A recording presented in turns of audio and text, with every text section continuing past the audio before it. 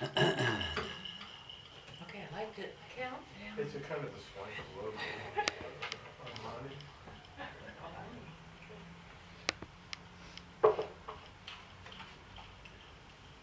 Let's see, we go to YouTube, huh?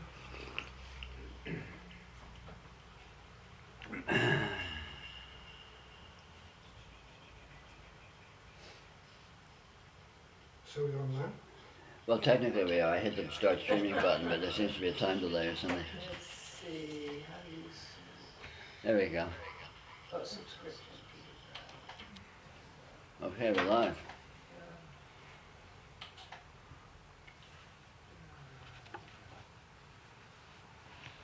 YouTube land.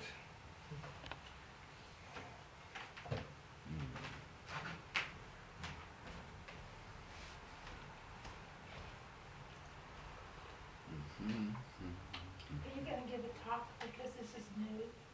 No. Oh. If you want me to. Yeah. I always want to. Oh, wow, I'm kidding. Ask me a question, I'll give a talk about it. Sorry. Hey, stop that. Hey, go away. You have to mute yourself, yeah. I was, but The mute still talks? yeah. How about ego death? Yeah, okay, you know. No such thing. Misnomer.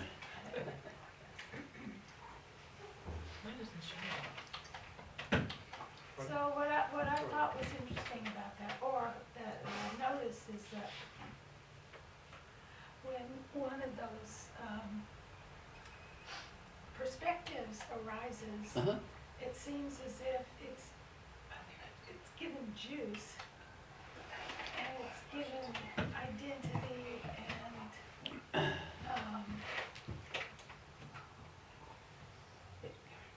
it's just all pumped up. Sure. And something is doing that. Yeah, its own nature does it, but the perspectives have an implication of self-verifying nature, Yeah. I didn't know one. because this is self-verifying, and the perspectives are just aspects of this itself. So they have power behind them. They're just not true. Right. So the self-verifying could be some whacked out perspective of what Anything. I think is Any happening. perspective is whacked out. Oh, God. See, the whole nature of what this is it generates an infinite sea of innuendo and seemings and suggestions of perspective, of maybe this is like this, maybe this is like that, maybe the orientation is like this. And it spontaneously generates these flavors. They're nothing but flavors. They have no coherence. But they pretend to have coherence. They could have coherence. It's a lot like a sea of dots. The dots aren't connected, but you could connect them. And what happens is the intelligence seizes upon these seemings and connects certain of them that seem particularly valid for whatever reason, and then they become relatively reified. Then it becomes a self-fulfilling prophecy where things seem to be that way objectively. That's the way all perspectives work. But no perspective is true. What this really is completely perspectiveless. I mean, completely perspectiveless. How weird is that? So that's why you can't say what it is or what it's like, because Can it be seen that way? Don't you always have a perspective? no, you don't. You can see it. There's always these seemings, these innuendos and suggestions of perspective that are just continually, it's like driving through the streets of Oakland. All the call girls are there, and they're continually beckoning, but you don't need to pull over if you don't want. So likewise, all these seemings, perspectives are here, waiting to seduce you. I guess to not be sexist, I should also refer to the call guys. Yes, that's For right. those of you for whom that's relevant. Better. Yeah. But all these seemings are there, but you don't need to be seduced to them. It's like the siren song. They're just sitting there saying, "Look, I'm so beautiful, I'm so true. Just come buy into me." But none of it is anything. It's like it's exactly like a dream at night. A dream has no perspective. Yeah.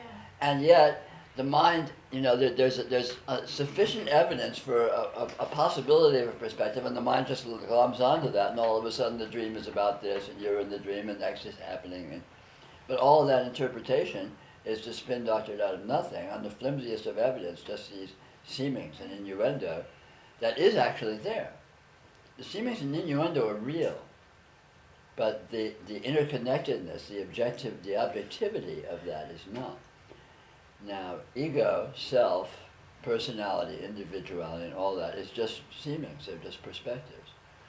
None of them have objective reality. They're possible interpretations. They're viable interpretations, they're just not true. It seems as if there is a space between one and another. I mean, once they're noticed and let go of, Yeah? then, I mean, maybe that's another perspective that happens right after that. Or is that like not a perspective, but just... I'm sorry, Because it would have to- I didn't quite follow that. Once a perspective is noticed Right? and released, Uh-huh. it seems as if there is a space or a gap Sure, maybe. between the next one, or is that gap just another perspective? I mean, you can see it disappear. You can feel the energy and everything just Well, go. in a certain sense, that is all perspective, and in another sense, that there's a gap is in a sense a perspective. There's never a gap. The radiance shows up as an infinite sea of seemings and innuendo, non-stop. And there's no lull in that whatsoever. So it's like it's continually full of characteristics, of experiential qualities or energies or flavors or whatever. Right? That's just constant. Now these flavors and characteristics have, just an inconceivable breadth of bandwidth in terms of how subtle they are, or gross they are, or whether they're this or whether they're that. So there's just an amazing range of subtlety and lack of subtlety in all of these qualities, all these potential seemings. And that never stops. But subjectively, when you've been orienting to a perspective and then you find yourself drifting out of that or dropping it, then subjectively there can seem to be a gap as a kind of a rebound or relative, like by contrast with what it felt like to be in the perspective. It feels like, wow, this is different. Now I'm not in that, and so there's a contrast from that and then this, and then there may be a new that if you float into a new perspective. And the nature of these potential perspectives is that the intelligence is continually sort of tentatively exploring many of them. It doesn't, and that it does that spontaneously. It's always flirting with the call girls, to pursue that particular metaphor, or what have you. I mean, it's always to some degree engaging with all of these qualities, all these experiential qualities, all these seemings. But it doesn't have to wholeheartedly buy into them. And that's when you fall into delusion, so-called. That's when you stop being with the actuality of the infinite sea of seemings, and you fall into a fantasy of a certain perspective as being true and objective.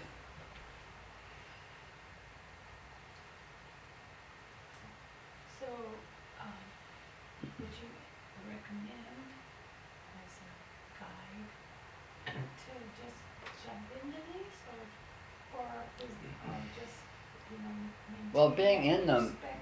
losing yourself in these perspectives is the problem, to the extent there is a problem in spirituality. It's not actually a problem, but the fact that we're not conscious of it typically. Most people just get lost in these perspectives and they're basically become crazy people. They may as well just think of Napoleon or something. And they just think that's true objectively, and then that just sort of becomes their reality that they pretend to inhabit. So, which is fine, actually. Ultimately, nothing is harmed by that. But from a spiritual point of view, that's the problem. And so the solution is seeing that that's the case, seeing that these perspectives are not objectively true, and they're only flirtations with possibilities, with aspects of the qualities that are actually here. And so the trick is to be with what's actually here, as opposed to what is seemingly here, as suggested by a perspective. Because perspectives are basically very censorious. It's censorship. It's like a filter that limits the bandwidth very heavily and excludes all information that isn't within that perspective to an extent, let's say. So your world gets very small relative to perspectives, whereas the actuality of what experience is literally infinite. I mean, it's literally infinite in real time, not just theoretically or mathematically or something, but it's literally an infinite, unbounded sea of infinity. And the point is to recognize that. It is recognizable. You can actually see that directly. You can come to know that directly. And once you know that directly, and you have a relationship with that as sort of ground zero, as the your calibration point, then you can be a little looser about going in and out of these perspectives. And you will anyway, because it's the nature of consciousness to do so. But the trick is to know that these perspectives are just perspectives. They're like TV shows. They're on and you can enjoy them or not, but they aren't real. They aren't you. And so that's really the trick, is to sort of recalibrate to what you really are, which is this astounding sea of unresolved possibility.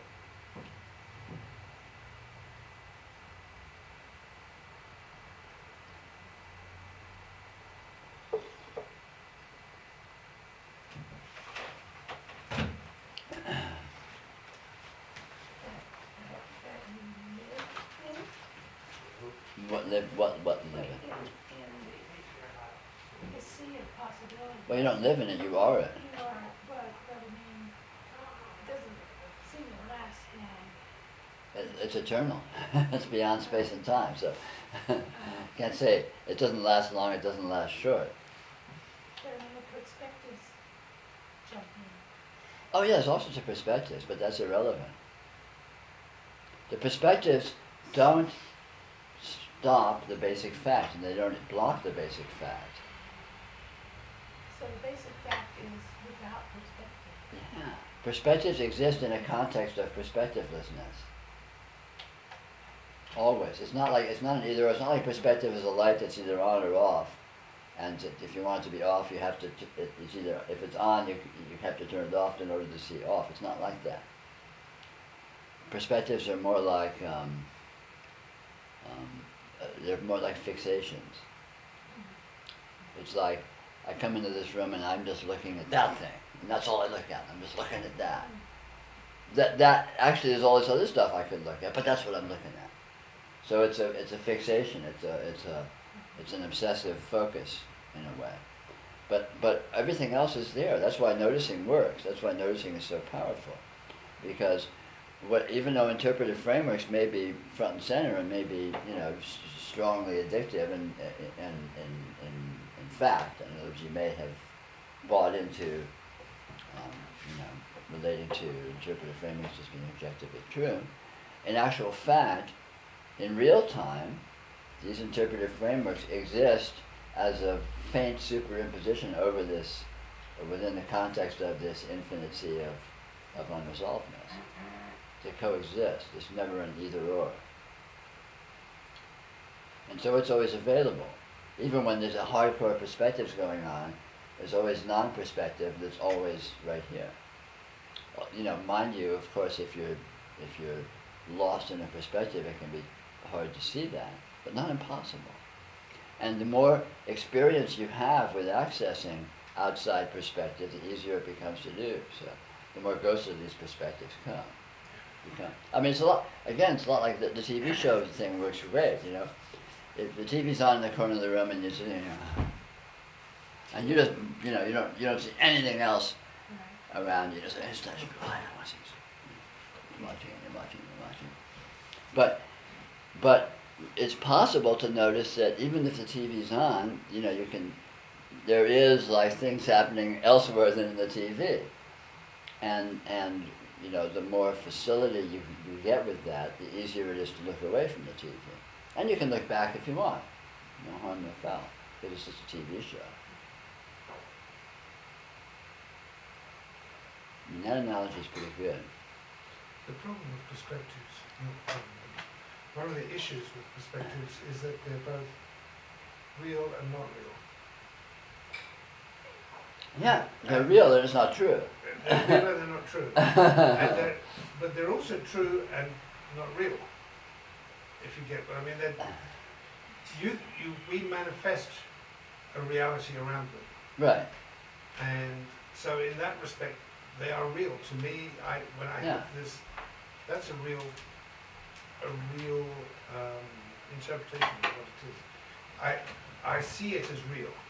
Right. But it isn't. You can function from within a framework even when you're actually not functioning from within a framework. That's right. But you can seem to yourself to be functioning within a framework, and even try and sell other people that you're functioning from within a framework. But you're not actually. But most often that is the case.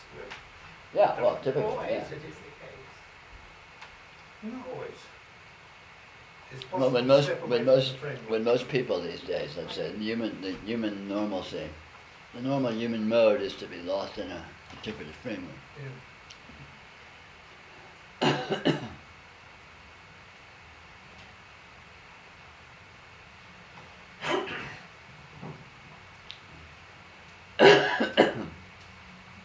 you're seeing detail, Sure. you're seeing what is. Sure. You're seeing it, but you're censoring it. Without the perspective. Without the perspective, then you're seeing detail. Sure. Sure. There's all kinds of detail. You notice more detail outside perspective than you do within a perspective, because again, perspectives are essentially censorship. They limit. They're like filters. They limit the bandwidth. But you're not. But you're seeing more. When you say seeing more detail, it gets complex, or let's say it gets subtle to try and describe. It's not necessarily more detail, because what you're seeing, things from within a perspective can seem to be resolved. When you see reality does not resolve. It's not coherent. So the detail is that it's unresolved, not that there's more than you're seeing from within the perspective. So it's like different. It's not so much a matter of quantity as it is a matter of quality. So the intelligence hasn't provided a Yeah. scenario. Yeah. Framework. Yeah, which again is essentially censorship. It essentially denies, it essentially tunes out hypnotically a large portion, or let's say a certain portion of the actual field of experience. So I mean, typically most people tune out all the little flickers and stuff, or whatever, or the little moods and little zingers of, you know, whatever they come through, in an effort to create stability, to create, you know, coherence from moment to moment. Whereas if you look at the actual flow of experience in real time, you know, it's crazy. It's just astounding. It's just this amazing sea of flashing around, and this is there and that's there and all this, and none of it necessarily is even, you can't pin any of it down. but it's there, it's not nothing, and it's full of flavor and quality.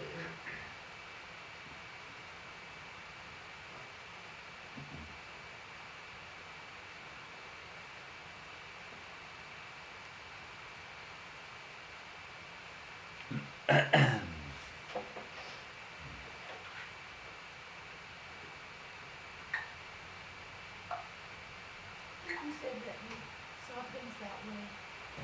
You've seen things that way, I don't know. I mean, is that your way of seeing things? What do you mean by all along? Well, you've seen all these things, Sure. for a Yeah. before you were, Oh, I see what you mean. Yeah, yeah. sure. But everyone does. But people discredit them. They think they're distracted or their eyes are tired. I'm having a hard time focusing my eyes today. You know, or, boy, I'm really distracted today, or boy, I'm spacing out, or whatever. We have ways of sort of diminishing the actuality or the immediacy of these kinds of qualities, again in an effort to try and bolster up the seeming coherence of the worldview being maintained by the perspective, right? I mean, everyone is. Realization doesn't change experience. You just have access to it as it really is.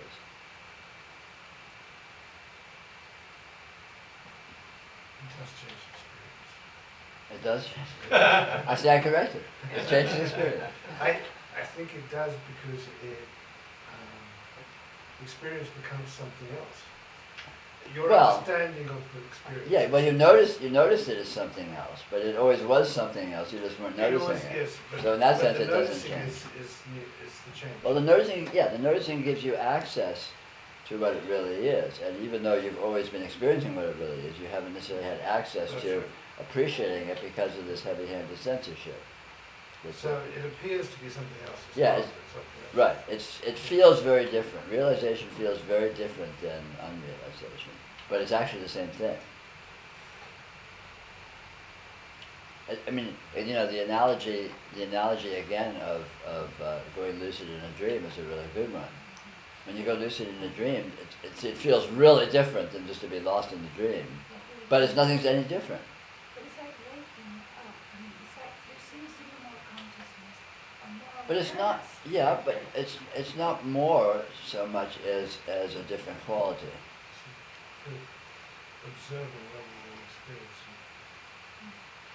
Or you're doing both. When you're in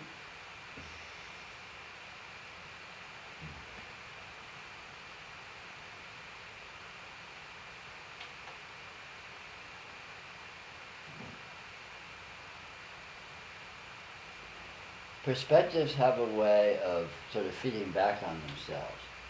So they sort of dumb you down to keep you in line.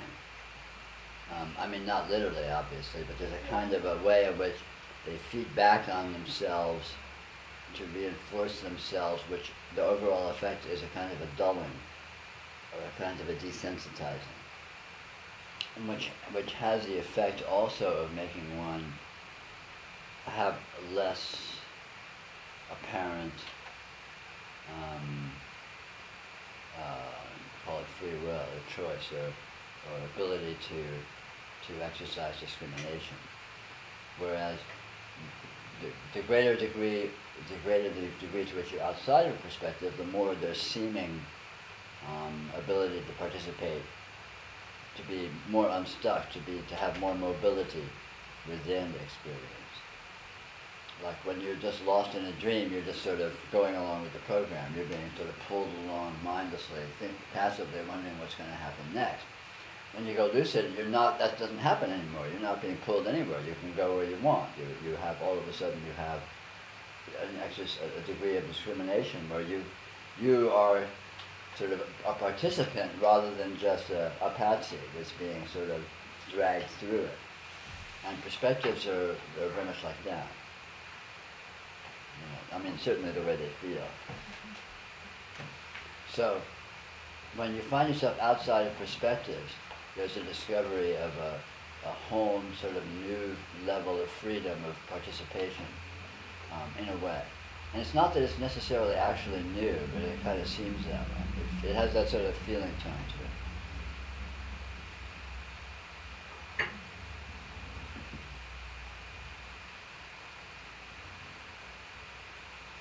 So it sounds wonderful.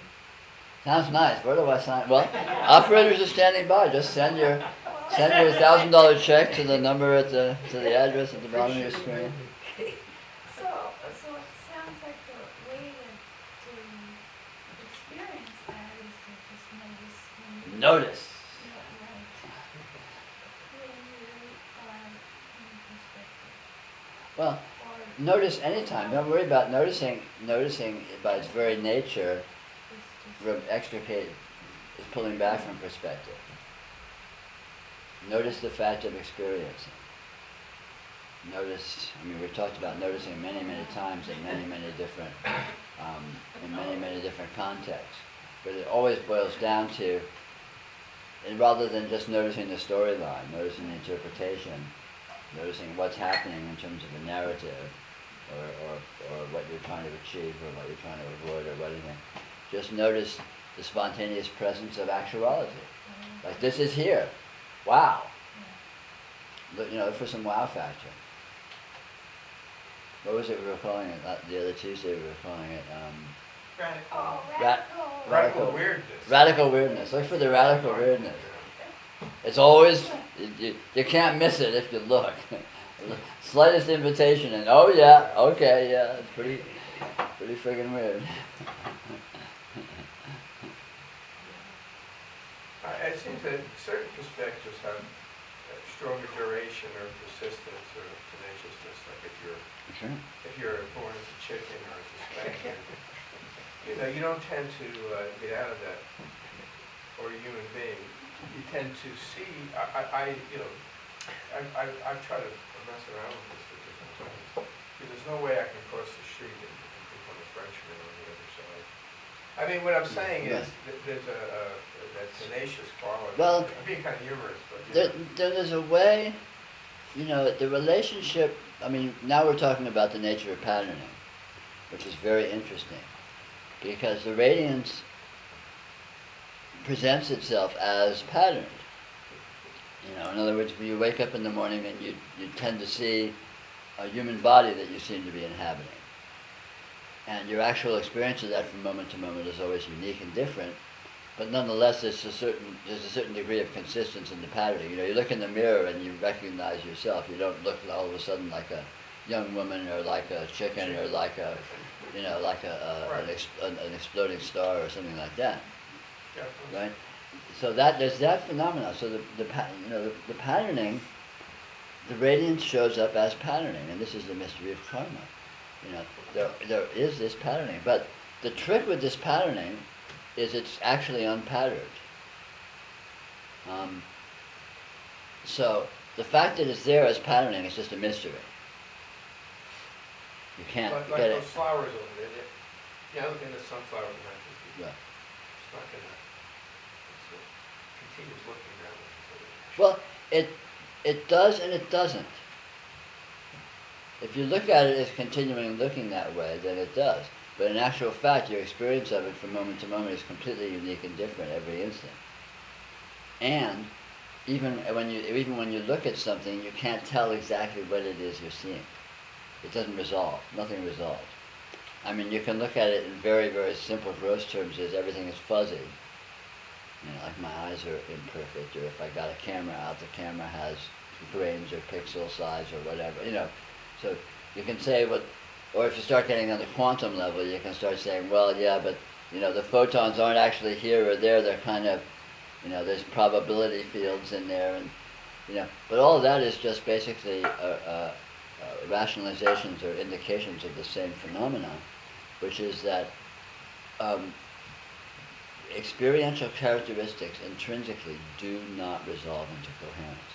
You can't pin down exactly, precisely what anything is experientially. It can't be done. So in other words, the closer you study any experience, the more weird it is, the more vague it is, the less you know about it. Things are most coherent when you don't look at them closely. Like I can say, oh, I know what you look like. I've seen you a bunch of times. And I look at you. Yeah, you look the way you always look. But then if I really look, well, what do you look like? What are you? What shape are you? And I start really going into it, and it's just like, wow, that's pretty weird.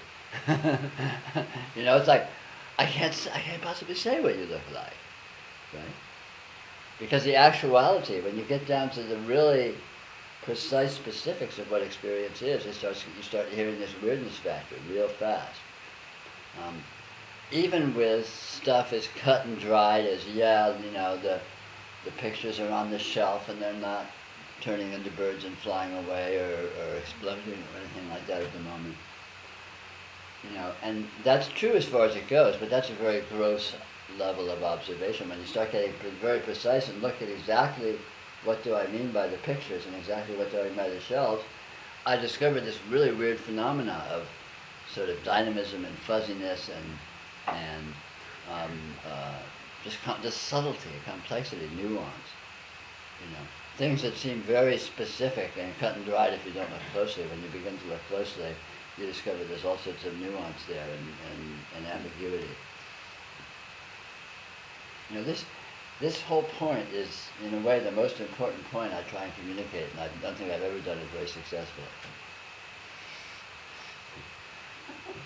I need to work on What's that. the most important one? Yeah, it's really good.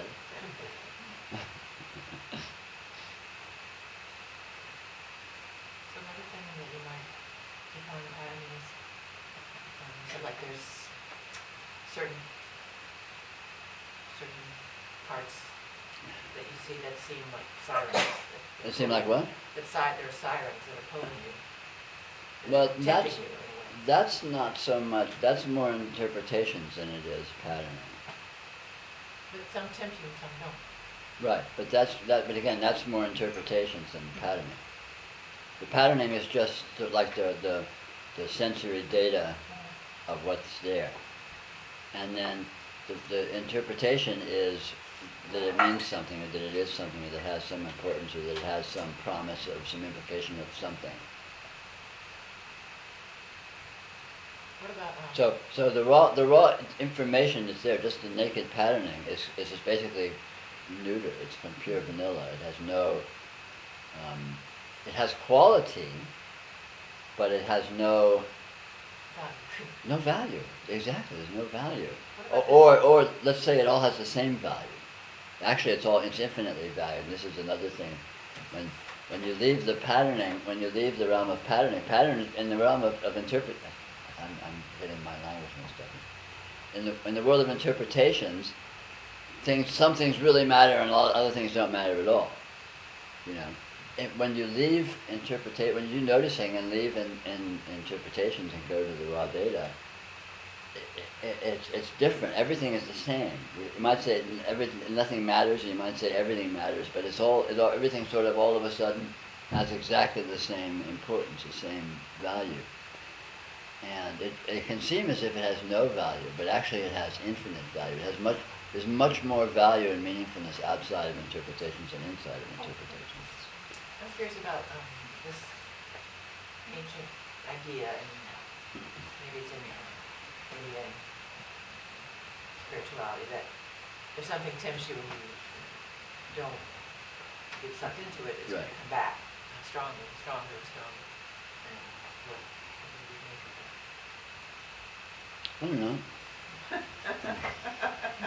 Not particularly important. But it feels important when it's going on. It only is important if you place any interpretation on it. But it seems like something is trying to get you, and you don't. It tries harder. So it's a test on it. I don't know. I don't know. It's hard for me to relate to that. Okay. It's like addictions. Yeah. But addictions aren't addictive until you've had a taste. We've all had tastes. Okay. Yeah. Well, if you've had a taste and you want to revisit that taste, then you're the one. The addiction is not actually. It's a misnomer to say that these perspectives are trying to seduce you. On the contrary, you're feeding them. You say, "Oh yeah, this looks like fun." It's like TV shows. You can put on any show on your TV, and they're all there. And these days on the internet, you can watch any show that's ever been broadcast throughout time. And they're all right there, right? And it's like, what should I watch? And they're all just sitting there. They're just basically all the same, but, oh, I really like so-and-so. And it's so, I really like, I'm giving it value. So I'm sort of generating my own seductiveness and then attributing it to that form. So it's all part of the same creative principle. Yeah. Yeah.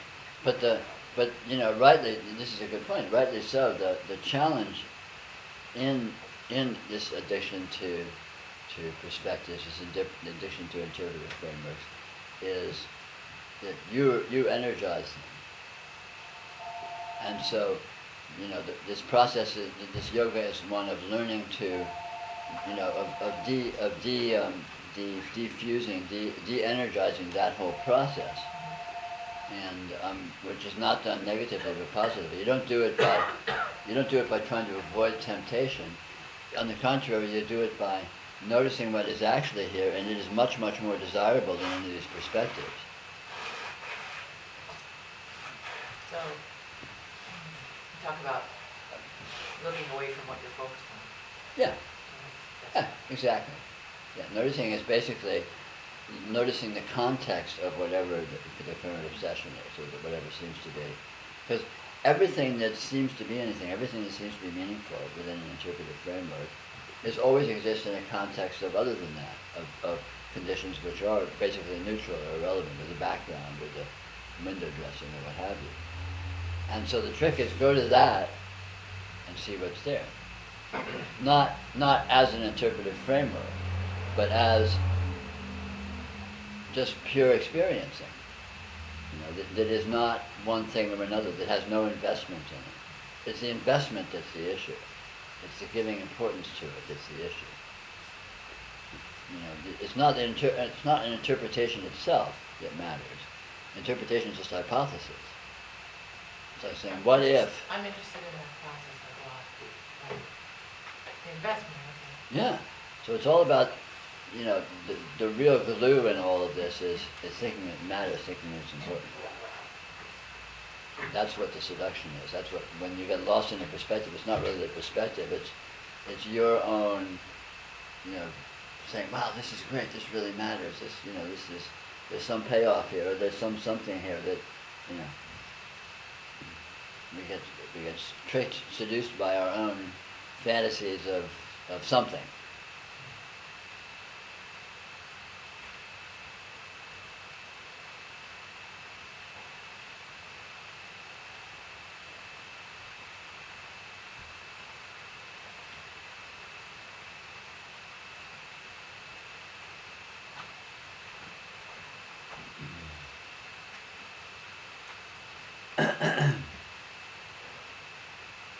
So Peter, I've been sort of moderately successful at, I don't know what I'm doing.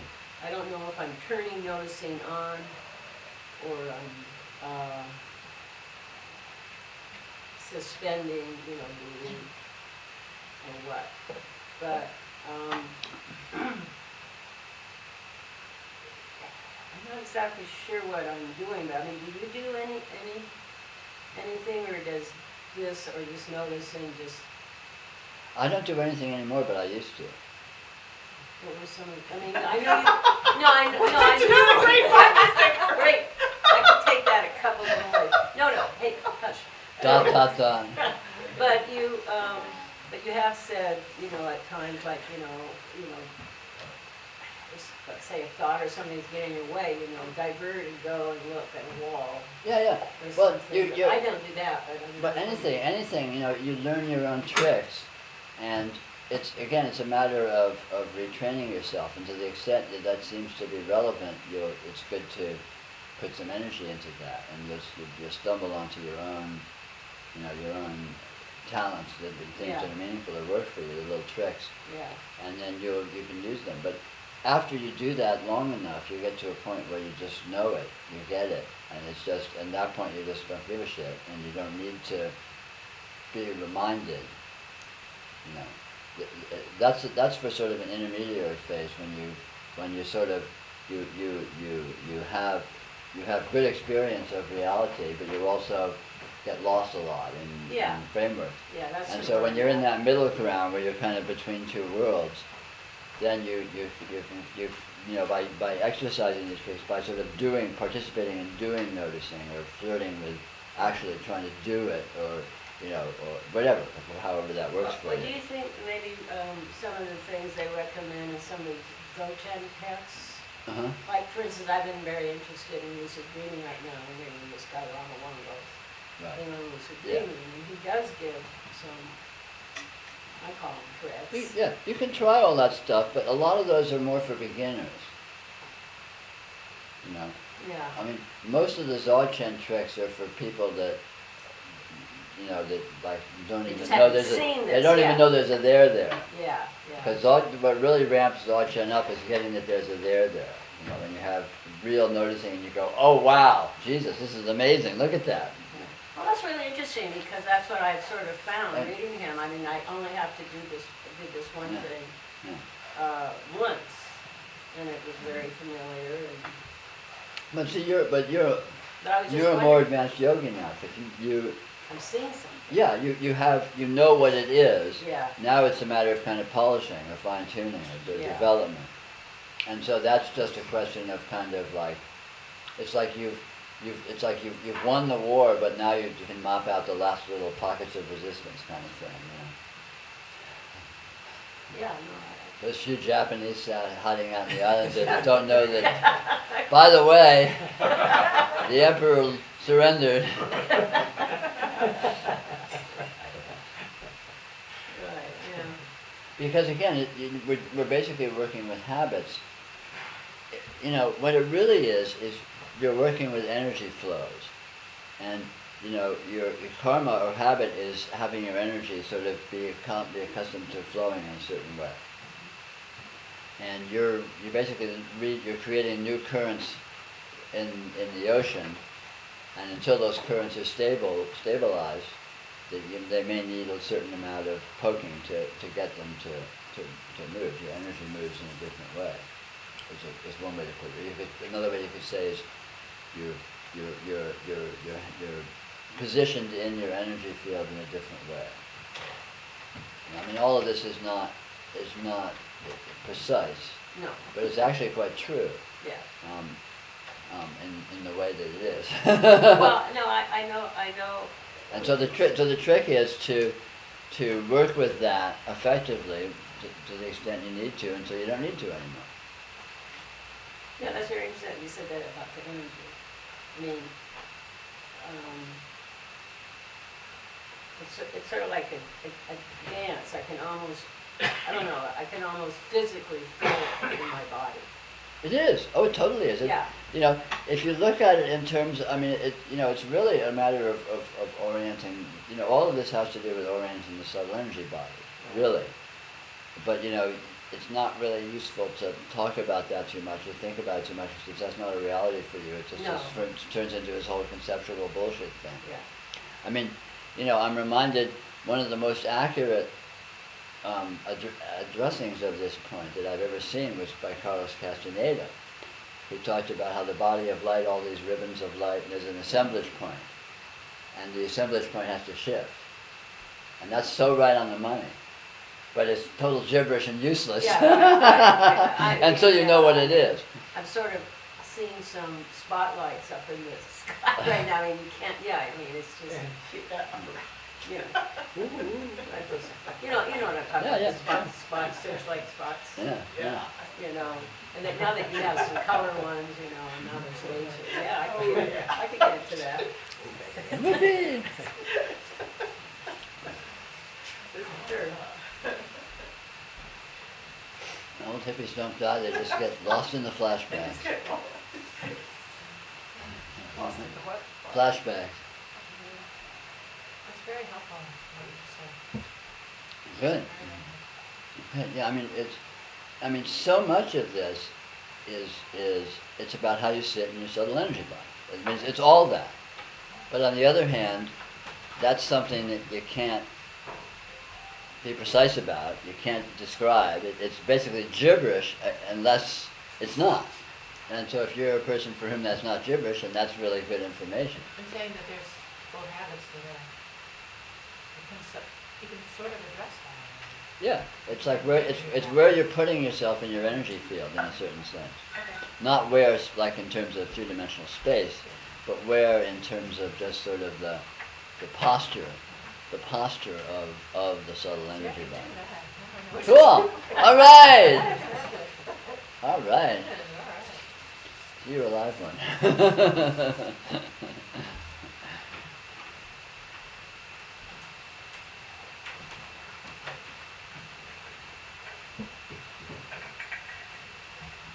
I tend to hear like a practice and I go, I do it once and I go, I'm not going to get in this habit because this is going to drag me out of it. Right. Yeah, well most things are. Right, and so then I let it all go. But something like that, you can't make a practice out of it No. because it's too out there. So Yeah, it's multi-dimensional. It's hyperspatial. I mean, most practices per se are for beginners anyway. If it's by the time you're a real yogi, your practices will just drag you down into pedestrian absurdity. that's what I'm afraid of. You know. Well, you're describing it more like play. Yeah, it's totally like that. I mean, that's the fun thing about this yoga is that it basically becomes it's amusing, it's entertaining, it's an art form, it's like dancing. It's like a subtle energy dance. And your experience is a continually dancing with your own subtle energy. And you can learn how to do that in different ways, and you can learn how to do that artfully. And that's, when you're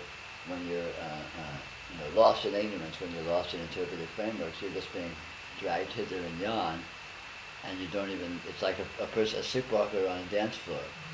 They don't even know they're dancing. There's no artfulness in it. There's no engagement. They're just sort of maybe moving around or being pushed around or whatever. But then when there gets to be a kind of a participation on that level of dance, then you're actually with the movement. You're with the dynamism of it. Artfully, skillfully, subtly, engagedly, and that's what this is all about. Because experience is actually a subtle energy phenomenon. It's a subtle energy dynamism.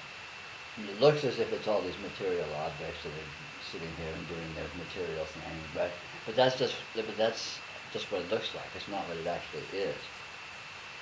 It's like in a dream, you dream certain thing is happening, like say you have an upset stomach, and so then that shows up as something in your dream, and the something in your dream isn't what's really going on. It's your upset stomach. The energy of your upset stomach is what's going on.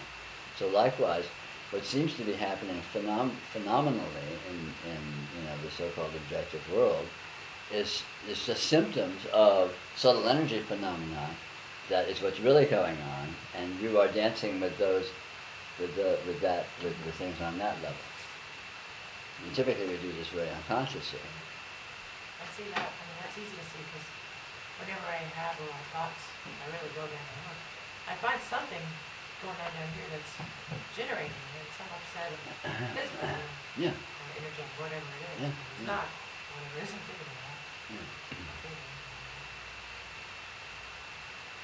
But it's analogous to that. So, in one way of seeing that, there's the sort of the physical level of energies, and then there's a mental level of energies, and then beyond that is another much larger level of energies, and it all interacts. And any movement on any one level is echoed on all the other levels. And so when you begin to notice that, then you can kind of participate with it's like putting your finger in a stream and watching the ripples go down the stream and seeing what happens over there, kind of thing. So look for it and you see. Yeah. And you learn it. You learn it by experimenting. You learn it by just watching what happens. By you try different things and you sort of feel what happens. And though again, it's all very kind of amorphous and not particularly clear in terms of things that human beings ordinarily talk about that they think make sense. But it's quite concrete, experientially. And particularly more so when one begins to pay attention to that level of thing.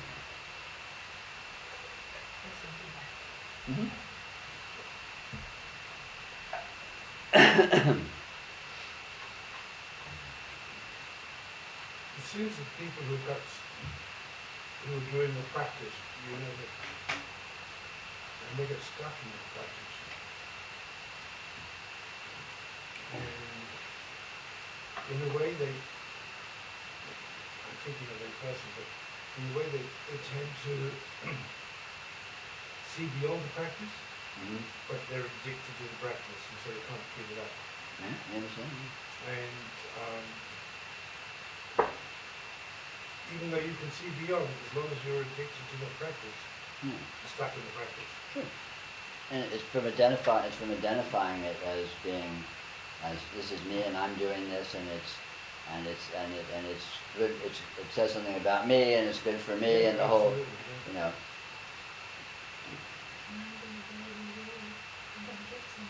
But and all practices basically just reinforce a worldview where there's a you that's doing something to get something, and basically within a materialistic context, more or less. Because what you're supposed to do is involve certain behaviors, certain explicit behaviors that are, physical. And real spiritual practice has absolutely nothing to do, or nothing particularly importantly to do with physical aspect of things. I mean, that's not excluded, but physical isn't really physical. And as long as you're thinking it is, even subliminally by implication, that's just another, way of being stuck with it, is being that way. What about the subtle energy bodies? Yeah. In a way, they seem to be connected to the body. Sure, it is. It is totally connected. The body is like a shadow of the subtle energy body. The subtle energy body is your true body. Your physical body is like a shadow of that, or like an appendage of that. Yeah. In fact, the whole world is that. The whole world is a shadow of the real world, which is transdimensional subtle energy phenomena. Don't worry too much about that. It just happens to be true, though. Don't try and make sense of it unless it makes sense. It's just fun, it's not really helpful. Yeah, it happens to be the case, but with that in the bucket, you can buy a newspaper.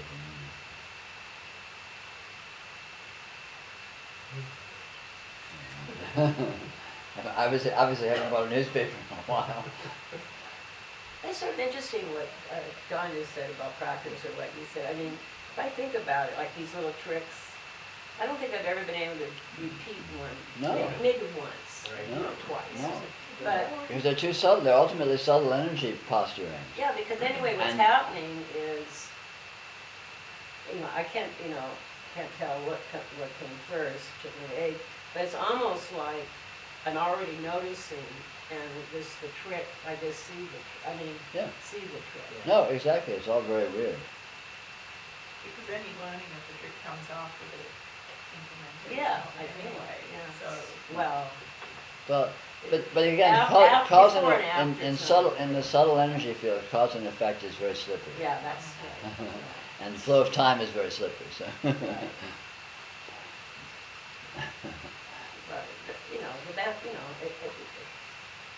most of the time this just comes. I mean, it's just Yeah. right in my face. Yeah. That's it. But it sort of goes back to what you were saying before about there being no,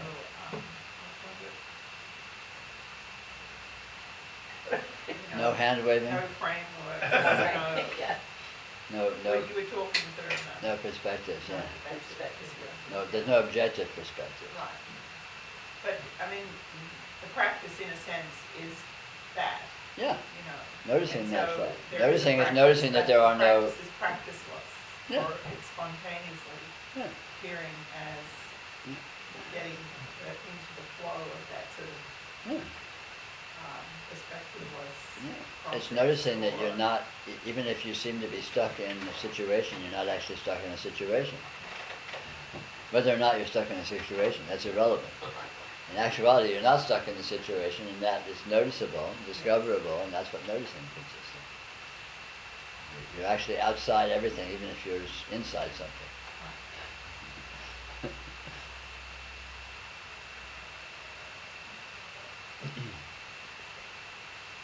to me, all these perspectives, all this stuff comes down to some sense that there's anything else, and that else is in any way better.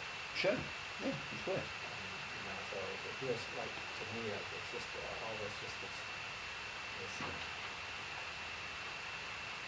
that letting that notion just die away somehow. Absolutely. No, that's really getting to the core of it. You know, that there is otherness. There's no otherness. Mm-hmm. And when you see that, that's like, okay, cool. Yeah.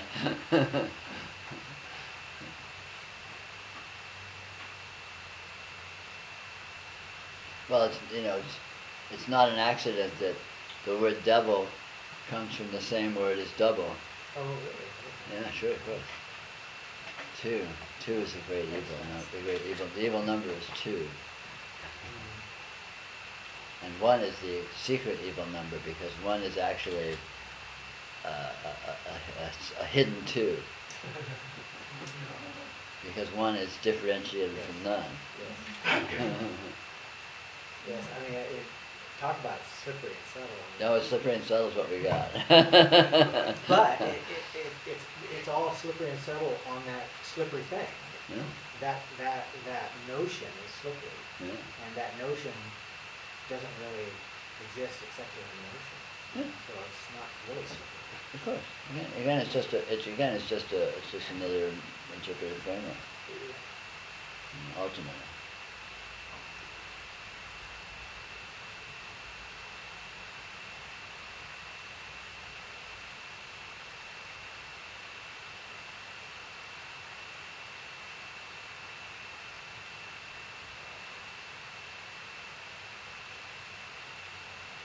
I mean, it seems to me all the longing, all the intimacy that people long for, is simply that, and that comes to rest with when there isn't anything else. Right, absolutely. That's fulfillment. That's complete intimacy, complete fullness, complete lusciousness. And that's this. That's what we got. That's what there is. Check it out. I've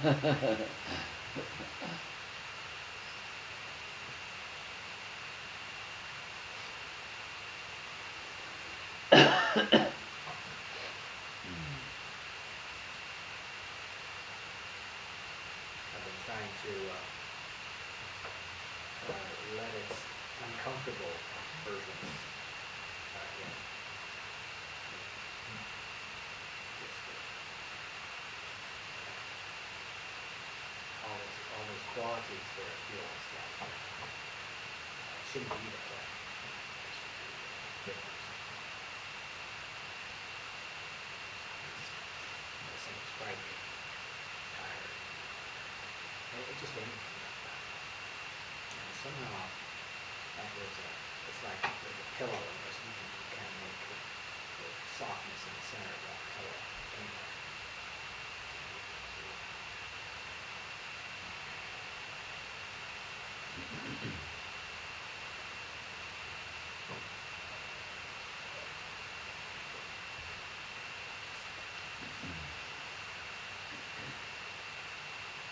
Can you say a little more about subtle energy? Sure. Because to me it's like I feel energy. Sure. Well, that's a good start. Feel the energy of the space, and then feel anything that seems to be not the energy of the space, and notice how it's the energy of the space. And then notice how of the space just really means of the energy. And pretty soon you discover there's just an infinite sea of subtle energy, and that's all there is. And anything that seems to be anything at all is actually that.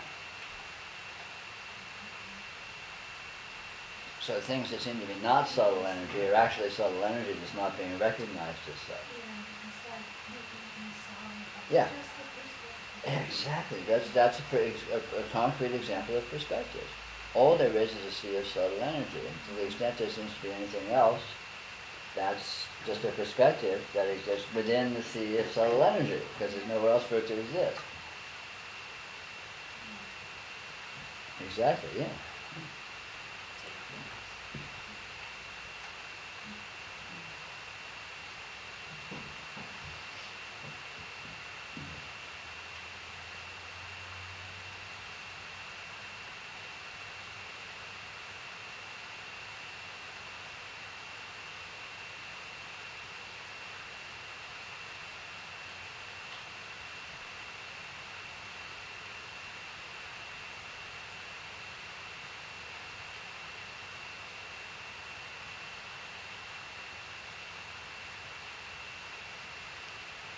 We have chat in the chat room.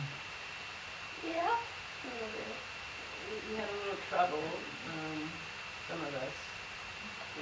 We were told to use Chrome. Chrome, well, Chrome works better with YouTube than Google. So Yeah, my Google mon- owns both of them. Chosen, but it's the broadcast it says it's going out okay. So. Yeah, it's, we're broadcasting. That says 17.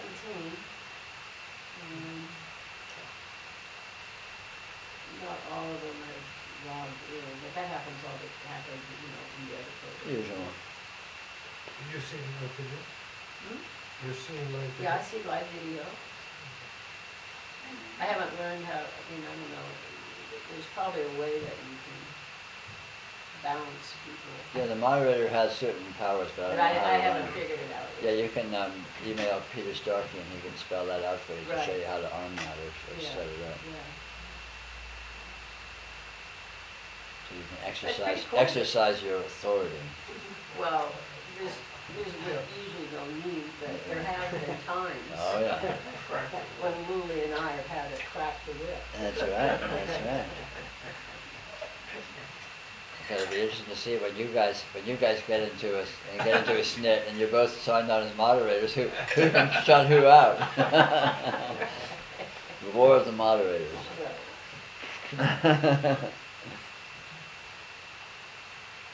So a perspective, an affliction, Kind of the same. a judgment, an interpretation, a disposition, it's all the same. Yeah. Basically anything that seems to be a certain way, Attitudes, all that. anything that seems to be a certain way is what I'm calling an interpretive framework. Or you can call it any one of those things, but it's basically interchangeable.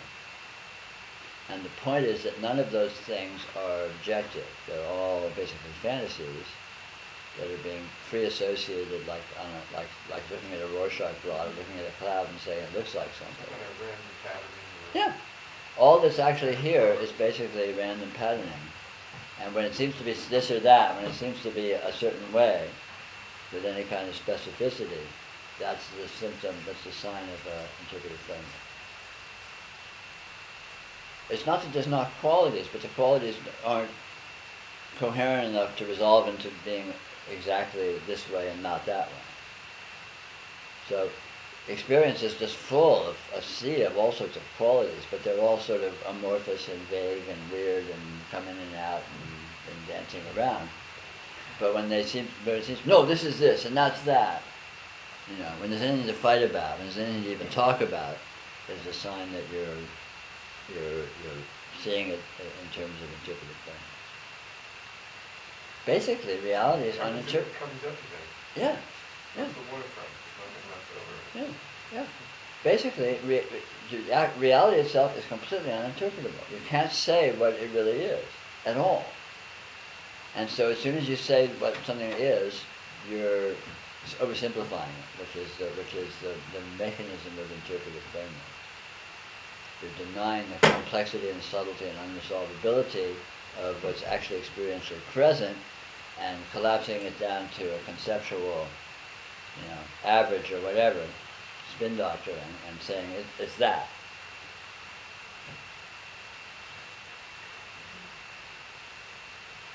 Obviously, everybody's with people and you get mad at them and say, "Oh, so-and-so." And then the next day you discover that their moms died and something.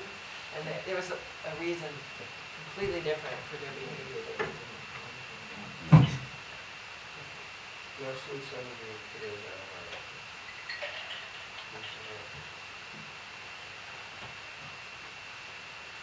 Should we take a little break? Yeah. Okay, I I'm got not. my moderator powers now. All right, you got your superpowers. I'm a happy. Start arbitrarily inflicting yourself on people. So we're going to take a little break for about 10 minutes. Right now it's about 10 of 8 and California time, and we'll be back in about 10 minutes. We'll I'll have a leave the little broadcast will champagne stay on. And celebrate with Irma, if anybody wants. Lovely. I'd love a little champagne. Is there stuff to celebrate? Well, Well, good. Irma's being very healthy. Well, good. Is there anything to celebrate? Yeah, really, that's a champagne. Sounds good to me. You need help now?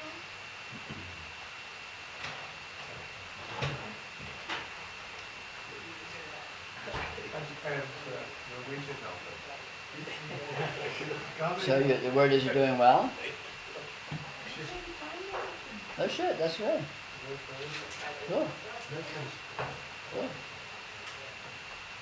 The glasses. Sorry, it's all a big cock-up.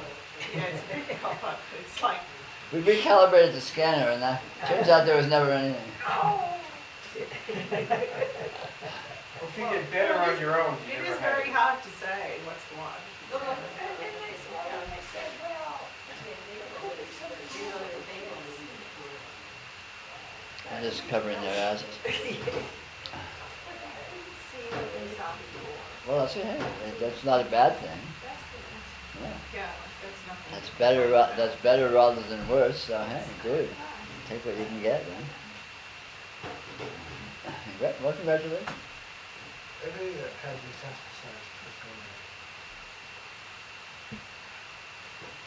You're surprised? I'm delighted. I know Fantastic. Champagne.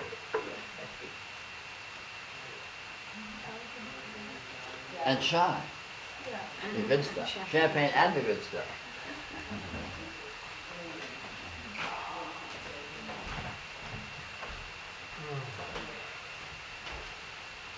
It is a very tricky thing. You guys get my genuinely fizzy champagne glasses.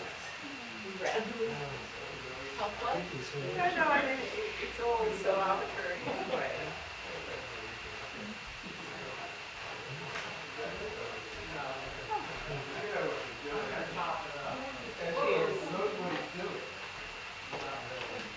Well, there's more coming.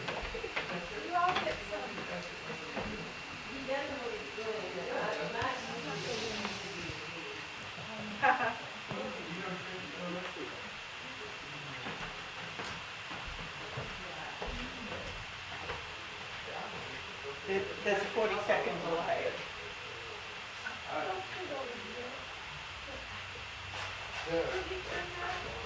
Peter just did that. I would not do that. Suzanne, you want some? No, thank you. Fantastic. No? I'll take some. Anybody? There you go. Oh, I have one for Peter. You're not taking any? You're not taking any. Cheers. You. Wonderful. You say no, Nancy? I don't drink that.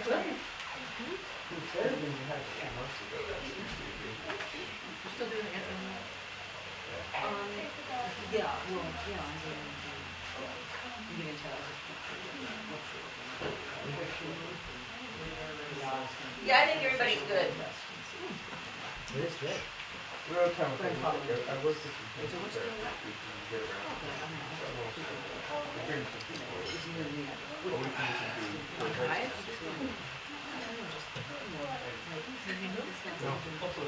we go through the arteries. We're bringing this guy over here. Yeah, maybe. You're becoming enlightened in this. Yeah, yeah, it's like somehow the Little radioactive. radiance is getting caught. Yeah. I'm getting little, we've got yeah, I'm getting little bumps here and there, everywhere. Yeah, it's just everywhere. Yeah, I told you. I'm broken. It's like, it's weird, huh?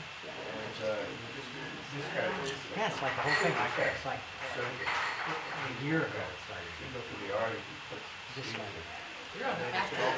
I'm not gonna write word chip, maybe you have voice note. No, no way. Yeah. No, it's too, it stays too long. It doesn't make sense. Neither of you started eating anything different weird? No, I'm trying to. So where is it? I can't seem to stick with any particular plan. I just You take it to Mexico because it's illegal. I But the pictures are very well. from NPM, all the changes in I got me a juicer, or not juicer, It's so interesting, okay, I'll tell you. magic bullet or something. It's been kind of fun to make things. So I'm working on that. Well, did you have some of those two that you showed me? Did you have some? They're just around. They're busy. Is it good? Yeah, I bet. One of my parts, I think, should be Well, I really liked it. I tuned it in recently. in opera. Sat on the side. Well, of course, when you detox, Yeah, yeah, yeah, you yeah. feel worse. Yeah.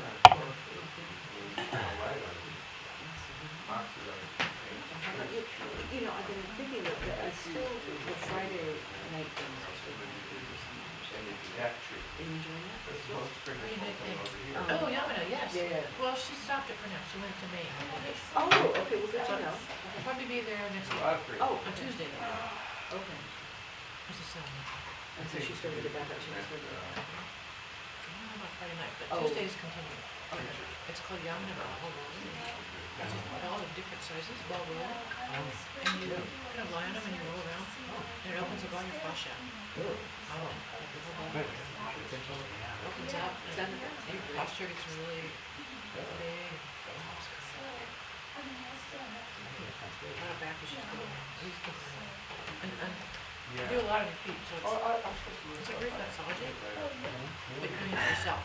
You're standing on, You stand on ball? you stand, you roll, or you rock, or you just lie on the rest. Like one of them's the size of your fist, and it's right there. I wonder if you Stand can on it. refresh your Oh my screen. God, I guess it doesn't make a It makes your difference whole because. side. Well, I don't need to see it, relax No, you don't need to see because it. I would Oh, just, yeah. it would just be It's really cool. dizzying because it's 40 seconds behind That's what right. what I'm doing. Yeah, it's gonna be distracting. When we did the test broadcast, it was very Oh, no, distracting. this is frozen too. It is frozen. Maybe it might be me though. Yeah, it might be a bandwidth issue since we're all going through a year. Yeah, oh, through a yeah, year. it's, all I had to do was just click on it, on my screen and it went. Click on the Yeah, pic move on the your window. mouse over to your screen and see what It's a happens. crystal mercy. Just click on it. No, wait, no, don't, you don't wanna mess it up. I just clicked on the screen, where the arrow goes. As long as it's going out, that's all that Yeah, matters. I've been working in pretty skanky nursing homes where I chairs anywhere. Like if you drag a folding chair around and sit in it, it's everything about using cod and stuff. So I just set it up and just wrap it up. It's so uncomfortable. Then I'm gonna back it. Actually, it's more than right. Here I am. But You couldn't, you couldn't see a chapter or anything, right? kind of. I didn't It's a lot You full didn't time, see so, yeah. In the Oh, winter, Probably it's didn't purple. have to do that. How come your screen is Didn't have damage to it. How come your screen is different? She's using a different browser. I don't know. You both using Chrome or? I'm using Chrome. Well, she's also an IBM. I'm a Mac, so that might be a Right. different software. Right. Right. You can use Different Chrome and perspectives. Mac now. Yeah, I have Chrome. Chrome? Yeah. You But get Chrome on I've your been, iPhone. I've been having a little trouble with, Chrome on my laptop, but I'm really surprised everybody got to do it. Oh, there's one. I'm kind of like Safari myself, but I'm a pretty much a dyed-in-the-wool Mac slut. Oh, Peter says you, click on the live button to resync the live, if you want to. Live button. Is there a live thing up there? Live button. Live button. Do you see anything live on the screen? No, I don't see nothing live on the screen. All right, well, Is it we'll at wait. the top? Can you see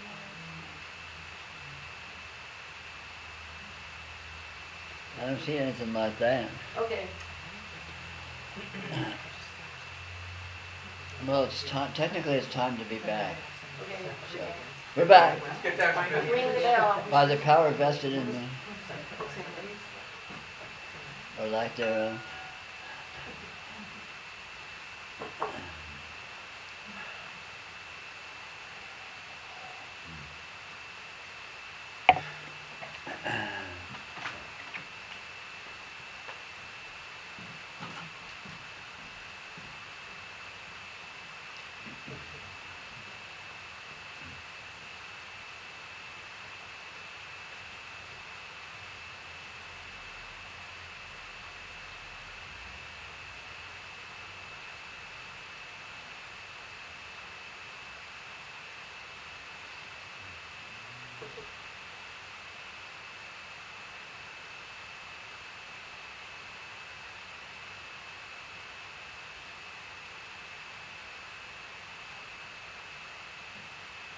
I was listening to a retreat in Pennsylvania, I think.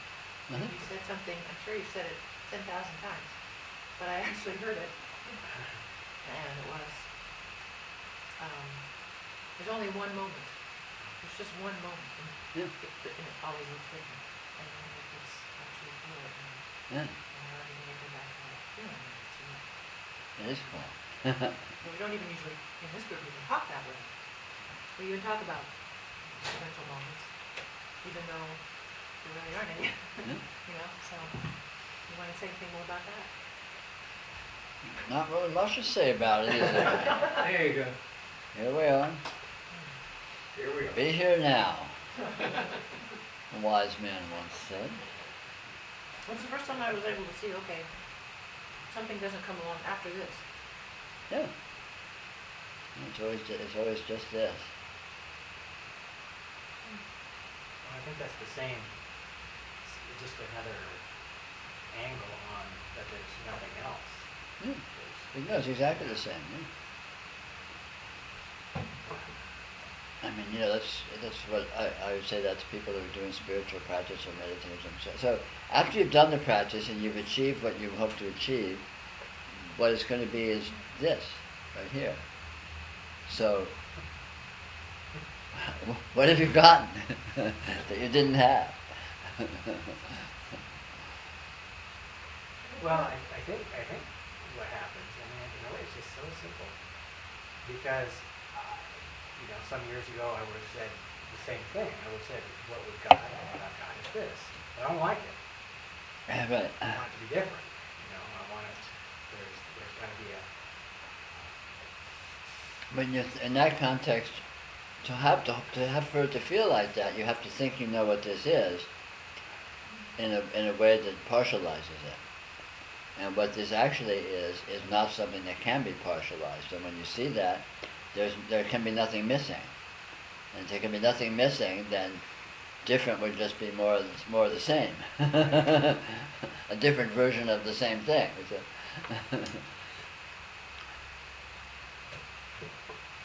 I don't know for sure, but I think somewhere in there is why people get deeply depressed and you know, Robin Williams killed himself or something. You know, I think they misunderstand the very thing that is true. They just take the wrong way or something. I mean, it is endless. It is always. You know, it'll never get better. But that turns out to be a good thing. Yeah. Because again, the idea that that anything is missing or that there's anything unsatisfactory here is, you know, is imaginary. It has to be imagined into existence. Because what this is uninterpretable. You can't tell what it is. So you can't tell if anything's missing. That's what keeps coming up is the sense of imagining and this and how imagining how you know it's real enough, or it's like thought, I suppose, but that the quality of it is that there's some imagining of something else simultaneously with this experience. Of course. That there's even a way to see this is imagined. Yes, imagine, of course. But that's what we walk around with so much of the time is that Yeah. is that we can see this. Yeah. Or experience. All problems are imagination. And the solution to all problems is simply seeing that fact.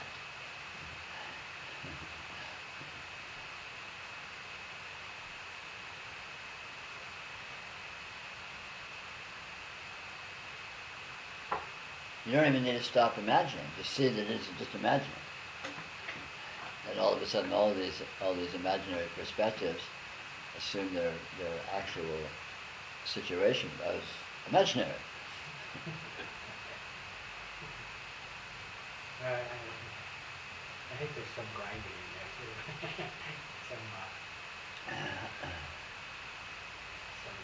Some of the imaginings are tough monkeys that hang on to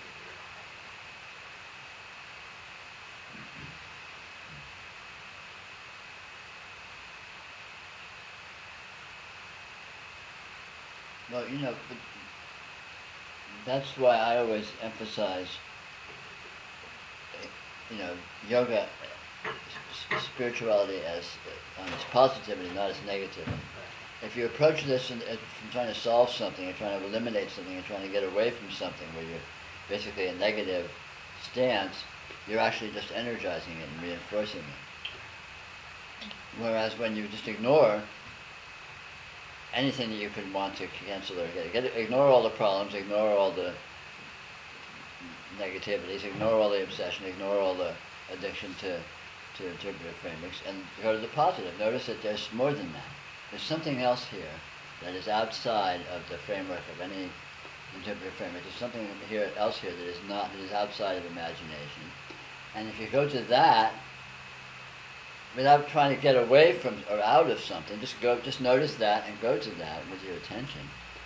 What you discover there will eventually completely render irrelevant all of these things that seem so problematical. So instead of getting away from them, you just go to this other thing that is present always, is available always, and it solves all problems just by its very nature. So you're going to the solution rather than trying to get away from or address the problem. And the solution doesn't need the problems to be addressed in order to solve the problems. It just needs engagement with them. You engage with reality, unreality is taken care of without needing to be addressed at all. You just bypass it. It's like the quarterback taking the football and putting it up under his jersey and whistling and walking along to making a touchdown. You don't need to do by the rules, just do it. You don't need to solve your problems, just bypass them. Slip out the bag. Yeah, it's Yeah. interesting when you say the problems are imaginary, then Yeah. you don't have to actually come up with a formula for a solution.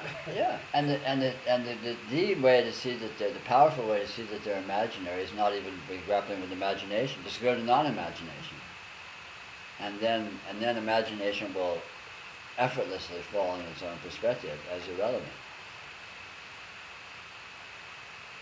I mean, it's the wonderful thing about noticing. It solves all problems without addressing any problems. You just bypass them all. just go around the side. Here's a problem. Just go around the side. Go over here. Cutting when the traffic is okay. Yeah, huh?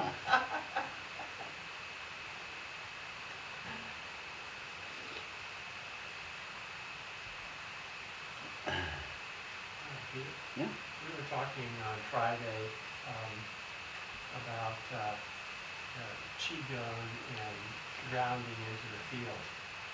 Uh-huh. And I think you said, I think it's what you said is that the key was the intention that you had. Is that what you mean when you just said here a minute ago that you take your attention and you put it on something outside of the problem? In a way. Yeah, is that how you, when you do qigong and you sort of ground yourself into the field, so to speak. Right. Is your intention to do that? How important is your intention to do that? Well, it's not so much intention as letting go. Right. You're letting go of not doing that, rather than intending to do it. Right. So that's how you ground into the field. Yeah, so if you're doing Qigong, Mhm. you're not doing Qigong. When you're not doing Qigong anymore, that's when you're doing Qigong. Uh-huh. So you're doing it, but you're not doing it. It's just this is here and this is happening, and Right. then there's the field, Right, yeah. because it's not something that's like you're here doing something. Right, It's right. like So intention really isn't a part of it, I guess. I don't know if you use that word intention or not. Are you saying intention or attention? I don't know. I can't hear you. Intent. I'm saying intention, but I don't know. I'm not sure the word that you used on Friday when we were talking about it. I don't I recall. was just trying to think. You can catch it in reruns. Yeah, right, really. But yeah, basically, it's the same thing. You let go of the focus or notice there's something outside the focus, Mhm. which is not focused but present and actual, and that's the true context of the focus, and that renders the focus, Right. in its true perspective. Yeah. Well, there's sort of a way I notice that sometimes if I pull out of trying to do something and just watch it happening, so to speak, if I pull back and then I see my mind come back in and start to have some thoughts about something, I just sort of gently try to pull back to just letting it do its thing, so to speak. Yeah, because even if you're having thoughts and even if you're having reactions and you're being caught up in something, you can watch that all happening. Right, Because it's not like that needs to not happen. right, It's just that's a small thing that's happening in a big context, right, most of which has nothing to do with that, right, and you're the whole thing. You're right, not just the person who's caught up in thoughts and reactions and tension or whatever. You're just everything that's not that, the context within which that's happening. right. And so that renders whether or not that's happening is just irrelevant. Exactly right, yeah. I mean, that's what we were talking about with this whole ego death thing that you guys were talking about. It's the same thing. You discover that the ego is a small, apparent, virtual subsystem in a vast context, which is other than that, and in that case, the ego is essentially, effectively dead without being eliminated or killed or anything like that. It's just rendered what it actually is, which is basically irrelevant. It's just a perspective. So there's a lot of experiences like that, like trying to ride a bike. Yeah, You totally. can't think about trying to ride a bike. You No. can't intend to ride a bike. No, you don't. You 'Cause don't. you'll fall. Yeah, you don't ride a bike by figuring out how to do it. You ride a bike by discovering how to do Right, it. right. Well, you also ride a bike by enjoying. Mm-hmm. By what? Enjoying, Yeah. you know. That's part of how you discover how to do it, is Unless by you're letting trying to ride go. up the early. Well, right. But yeah, I know, yeah. Riding down the mountain. Down there is good. But there's a psychologist that existential psychologist, James Hillman, that he spent a lot of time taking care of patients in Switzerland. He had them work really hard. Mm-hmm. And I think Zen, in Zen monasteries and places like that, they do the same thing. It's a way of just doing it without thinking about it, and not for any good reason. Because some of the Zen masters would just be really terrible and they can do stupid, meaningless things. But just for the doing it to, It's like the military. like the military, yeah. We're going to march back and forth in this yard for the next 2 hours. Right, well, 200-pound pack. later, in retrospect, there are probably a lot of soldiers who are really gung-ho, see how that made them better killers. That's You right. know? Whatever makes me a better killer, I'm all for it. Right. I'm a killing machine. Right. But the main thing, it's just a difference between being engaged and doing something you know, or just doing something. Yeah. Well, a good meditation technique can be something that absorbs your attention and involves your activity, but isn't too demanding, so you can kind of space out while you do it. Yeah. But the fact that you're doing something sort of keeps you. It's kind of the devil's, idle hand to the devil's workshop kind of a thing. Something like that, It's a reciprocal of that. So if you keep yourself doing something, then that absorbs the attention enough that then you can space out in that context with not an itch to find something to latch onto, because you're already yeah. partially latched onto the action. It creates a focus. Well, you play an instrument, it's not. Yeah, it's the same thing. It's exactly the same thing. I mean, I do that a lot of times when I'm doing these talks. I sit and rub my fingers together, and I do that quite on purpose because it creates a focus that frees the rest of me up to just be open. I mean, it's like a kind of a subtle energy posturing, really, but that's a very useful technique. That sounds very much like Qigong, It's like it's like people who try and meditate will discover the same thing. If you're trying to not have a focus, the mind goes nuts and tries to find something to latch onto. But if you give the mind a focus that's sort of stupid and repetitive and not demanding, the mind sort of feels like it has a focus, and so it loses that urgency, that itch, that obsessiveness to grab on, and so it becomes relatively loose. It's sort of a loosening technique.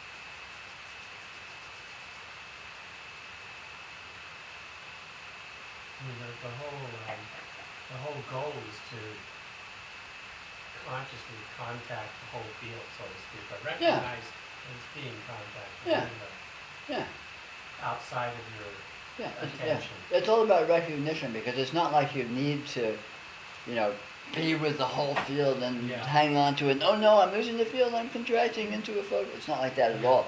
But just having that recognition that field is the actual context. The field is the real thing. Yeah. And then all of this, sort of specialized points of focus are just aspects of that in the context of that, and don't depart from that. Right. So then you're essentially outside of any incarnation, because incarnation is just falling into these points of focus. Right. And all of these points of focus occur in the context of focuslessness, which is the actuality of the field. Right.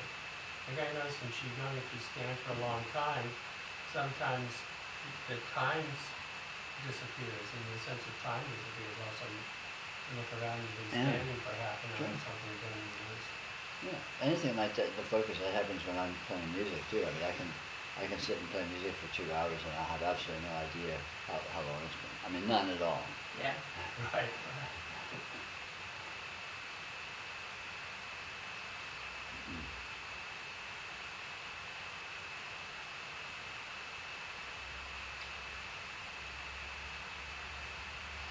But that's why when you say that this or noticing is familiar, is because everybody does that. Of course. Everyone already is all of this. Yeah.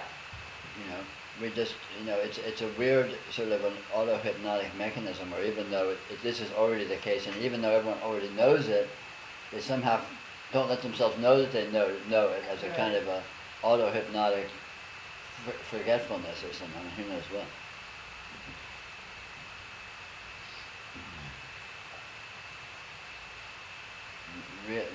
Yoga or realization is very familiar, because all you're doing is discovering what you've always known. But it's also exhilarating and fulfilling, because you're letting yourself really experience the fullness of how amazing it is. Sure. Yeah, I mean, there's definitely a difference once you see it in a new light. And so you might say, oh yeah, but that's familiar, it's not that, or that's not that, that was stupid, like 20 years ago, or whatever. Right. But it's not the same as the full recognition Oh, right. that it's it's sort of like the Declaration of Independence or something. I mean, it's, it's there. The line in the sand. Right. Beautiful. That's just the American specific. The world already knew they were free. What? Say what? That was just the Americans who came up with that. The Oh, rest of right. the world already knew they were Yeah. free. The Australians were free because, hell, we're over here. The jails are over there in England. Screw them. Yeah, Well, when if the you're- Australians went over, they were still in prison, I'm scared of motherfucker. And you know, also, I know. Not to say how it's like USA today. any reference. Well, my hero, George Bush, always said, even the Iraqis, they want freedom. Just like Hell, even the Iraqis want freedom. Can you imagine that? They can't have it. And we'll sell it to them. At a price. And if they don't buy it, we'll shoot. Oh my God.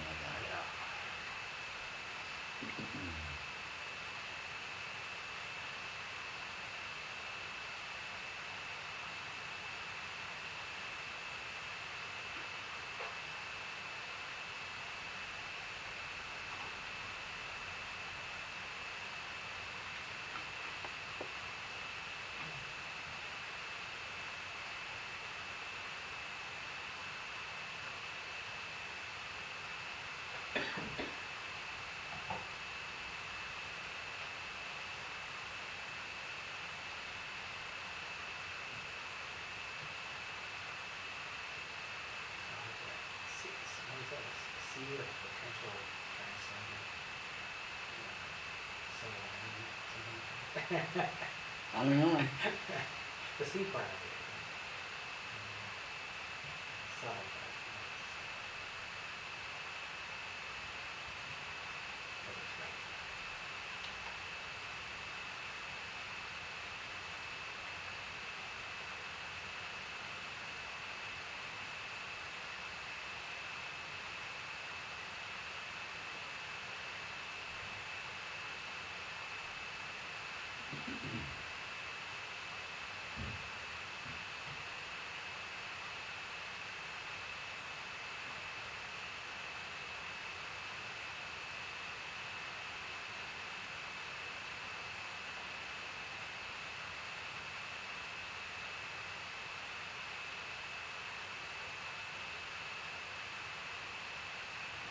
There's a question here. That Let's have at it. working. Let's see. Democracy works. Right. How does one know that one is seeing reality? It's easy. You're never seeing anything else. It's impossible to see unreality. How could it appear? What would it be made of? On the other hand, it's very easy to misinterpret reality. And the key of misinterpreting reality is if it seems to be one way or another. If it seems to be anything specific.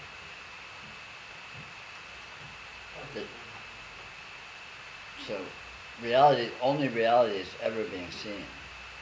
But it's easy to misinterpret it by interpreting it. Any interpretation is a misinterpretation. So that would go back again to what you say now. If something seems to be something, Right. then that's a misinterpretation. Yeah, if it seems to be anything at all, any way in particular. So that's a better question. How do you know that you're seeing misinterpretation? Or how do you know that you're not seeing reality is the question. Yeah, if it's describable or even thinkable. Reality is completely unthinkable and completely undescribable. And as soon as you describe it, you create a caricature of it which incredibly partializes it.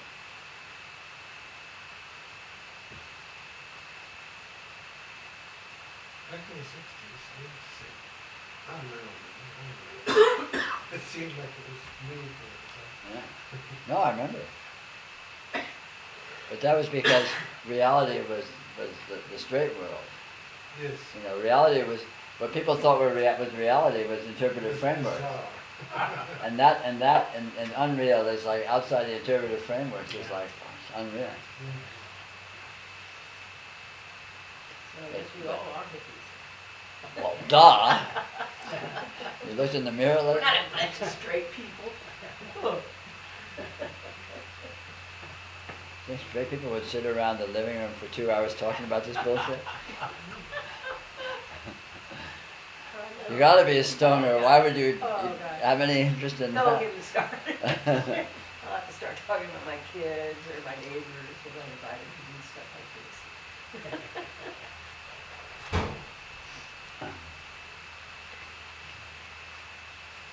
How does one know? I was thinking the word "know" is the trick question. Oh, yeah.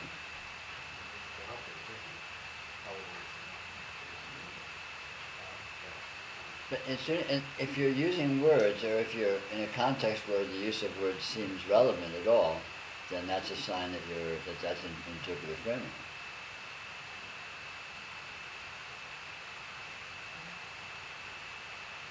Words are basically meaningless in reality, so they're basically irrelevant. You can say anything at any time and it has no actual impact. But if you think it does, then that means you're biased towards approaching it in terms of an interpretive framework. You're trying to make sense. Reality makes absolutely no sense. If you're trying to make sense, then you're either trying to or are actively lost in an interpretive framework.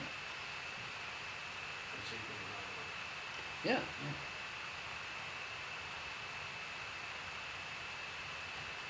I mean, when people that are in interpretive frameworks are, it's easy to get into a mode where you're constantly trying to upgrade. You're trying to improve your interpretive framework or find a better one, or trade yours for the new model. Or Finer deconstruction. Yeah. Dream improvement. Yeah. It's a term life Dream improvement. Yeah. That was so funny. Pretty good. It's not as good as radical miracles. Oh, I don't know, that's pretty good.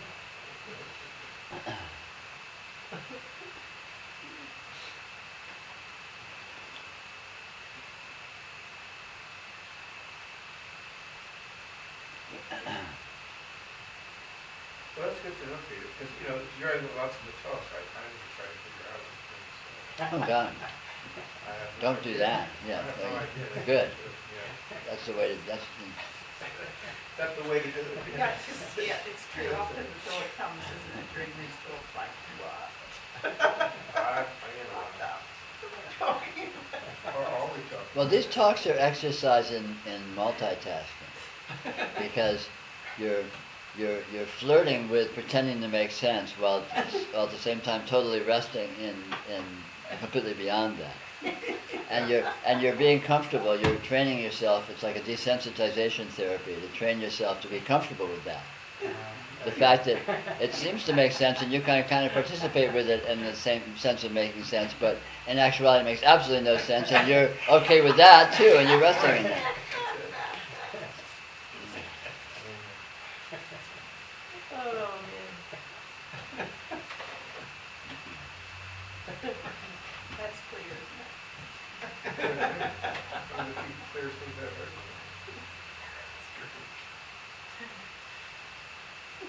The first thing that's made sense to me in a long time.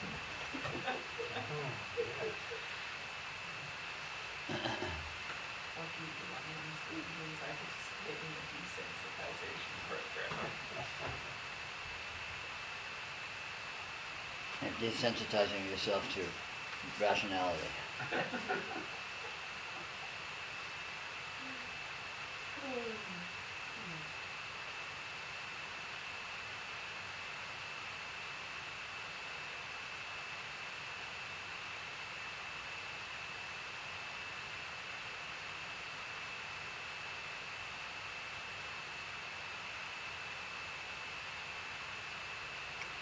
I mean, in a practical sense, it can feel, very schizophrenic, at least in the sort of pop cultural sense. I don't know anything about actual schizophrenia.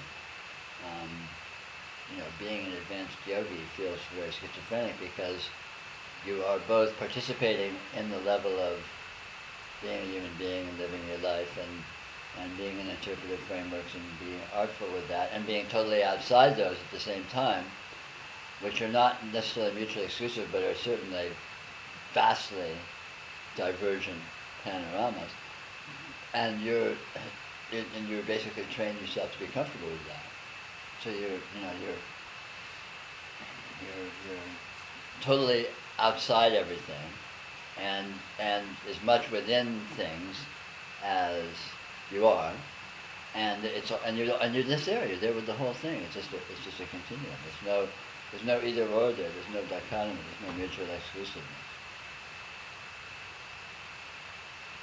Well, there is a mutual exclusiveness because there's only one. Right. But what I mean is that the comfort of participating with the incredible degree of divergence of these different modes simultaneously. Yeah. It's like, patting your head and rubbing your tummy. Yeah. Or rubbing your tummy and having no tummy. Or having no head.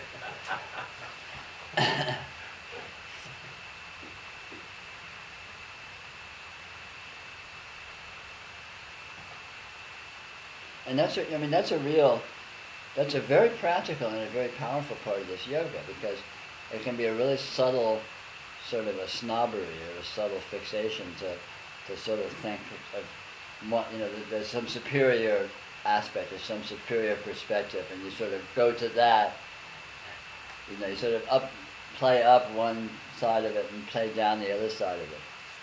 But it's really the real height of this yoga, the real artfulness of this yoga is to just go absolutely anywhere with impunity, with absolute carelessness, with just totally comfortable with any mode.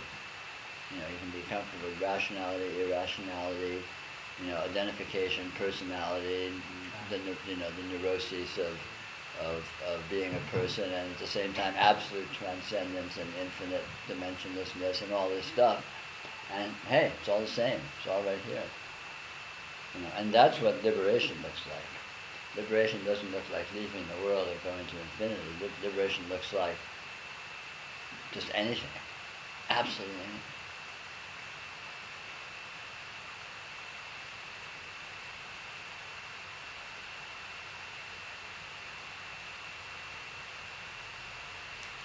Yeah. Alchemy, of course, since it was so veiled, tradition was many things to many people. But the height of alchemy, spiritual alchemy, was exactly this yoga. And in alchemy, it's said the process of alchemy is solve et corrige, which means you discriminate and tell things apart, and then you combine them and put them together. Which is exactly what you do. In the beginning of this yoga, you're separating the delusion from reality, and then in the end of this yoga, you're combining them. You're just merging it all, letting it all just completely merge in reality, which is the way the alchemists do.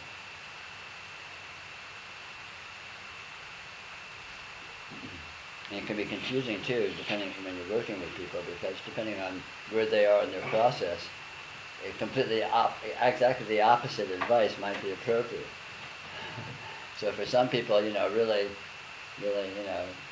getting outside interpretive frameworks can be relevant. And for other people, you might say, hey, fuck it, just go in and out of any old interpretive framework.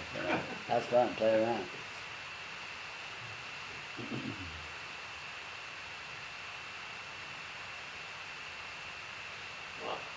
The alchemists were, and I guess that's what we're doing too, is they were searching for I guess I was looking for the 1 and not 0, if you want to say. Philosopher's Stone. Yeah, and, but so what they did is they worked backward from that. I mean, they already knew it. I mean, we all, that's what I'm doing. I already know it. And so what I'm doing is I'm working back from that, and then when I get to a certain place, like you say, then I start separating, and then I can discard it because it's all merged into. Mhm. This is stupid. Yeah. It makes sense to me. And that's all that really counts, right? Screw the rest of us. At least and the philosopher, I mean, the philosopher's stone part is what this is. Yeah.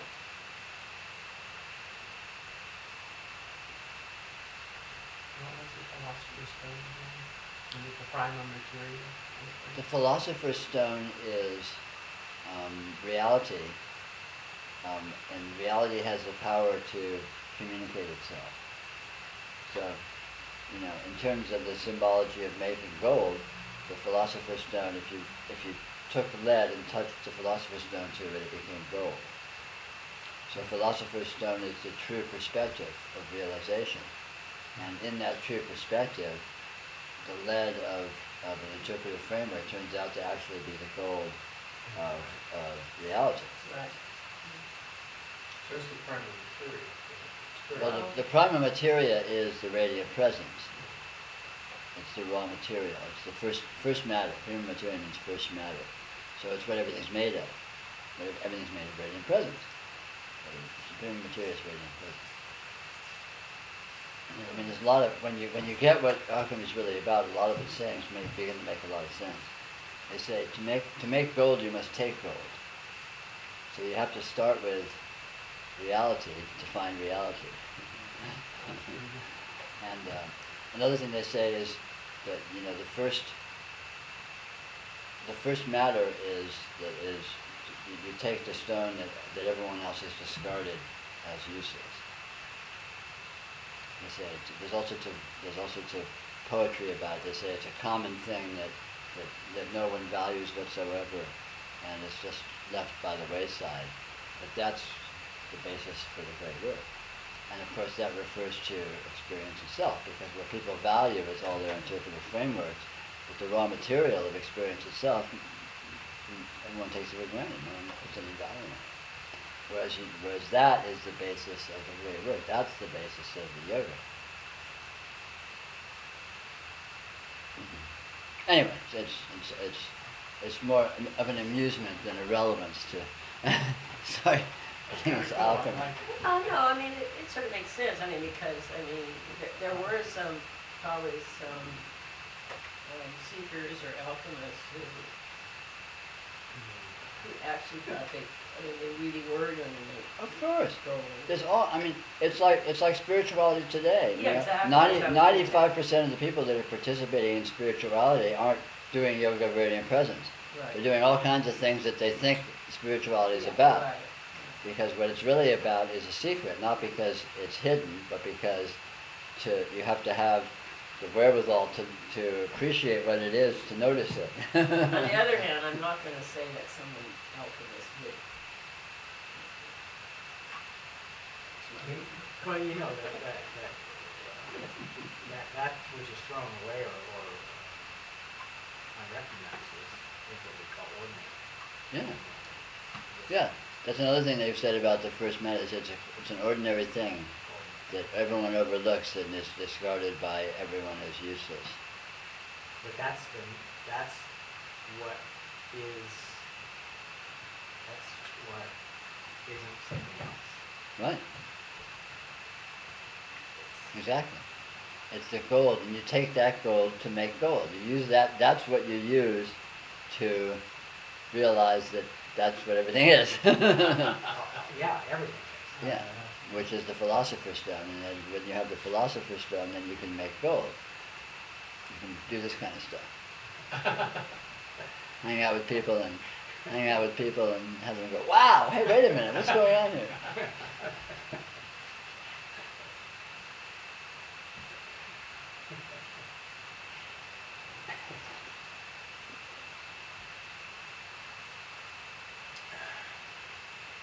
And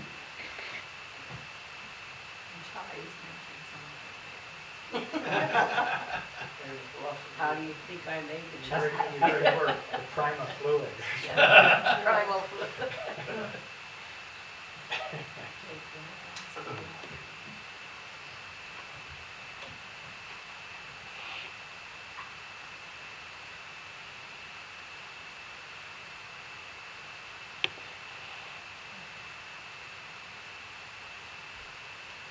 Oh, I see it. You see where the time is I and see where it live says under live. the bar? If you press that. Oh, look at that. There you go. I'll be doggone. Are you live now? I'm live now. Well, I'm live 40 minutes in the past. Oh, I see. Well, 40 seconds. 40 seconds. 40 seconds, who knows, yeah. Right now I'm looking at my This is phone what on Peter So you said could about, cut yourself off if you like wanted to, right? this is what Peter Starkey said about the 40-second delay. This is great. He says, what I see as live is not really live, but as far as I'm concerned, it is. Isn't that perfect? wow, man. Well, just think That's about it, so man. noticeable. That's so cool. Don't hear that in 40 I seconds. told you I'm in my hippie stage these days. Everything is wow.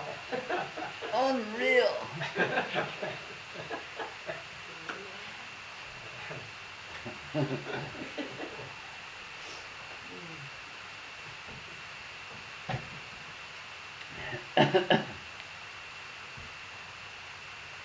That's an interesting question, isn't it? How do you know if you're 40 seconds live and everything is 40 seconds? Oh, I It's all count interpretive one, I framework. count one Mississippi, two Now. Mississippi from something that he's done. See if I see it on the screen. Oh, no, because they don't know. They don't know. I know.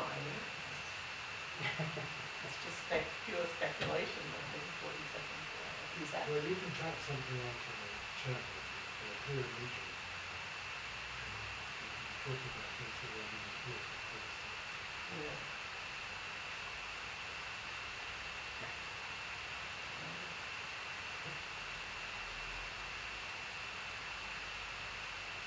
I'll see about what's happening on there.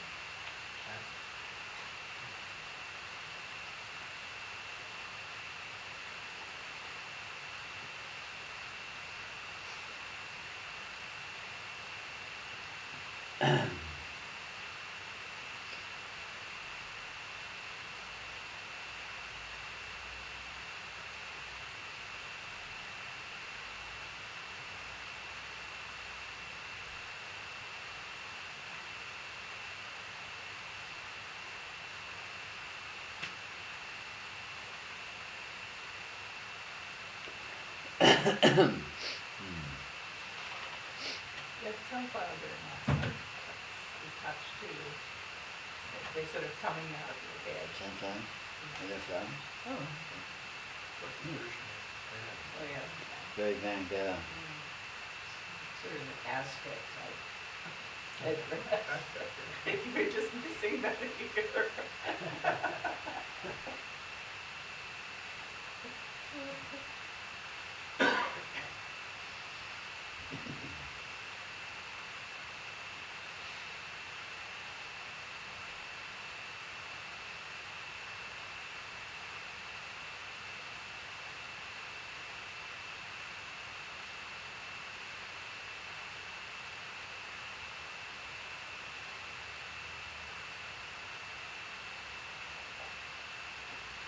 I have an interesting thing, Peter, because sometimes I'm talking to people and I know that theology trumps everything else. Right.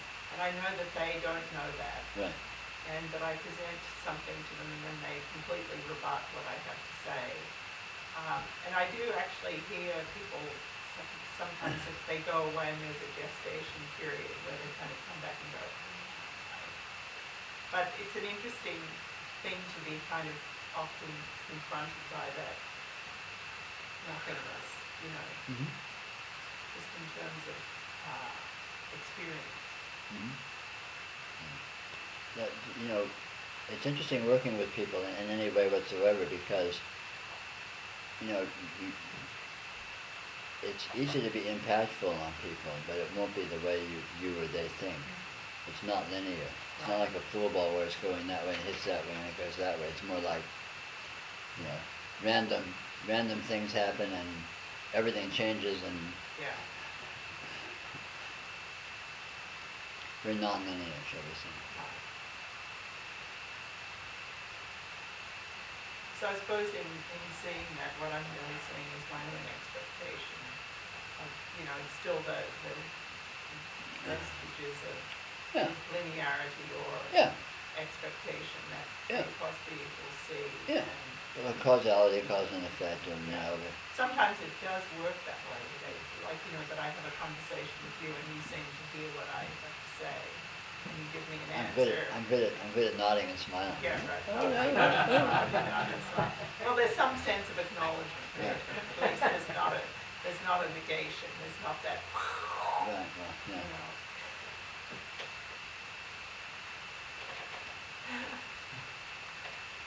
Occasionally there is, but that's good. It always keeps on our toes.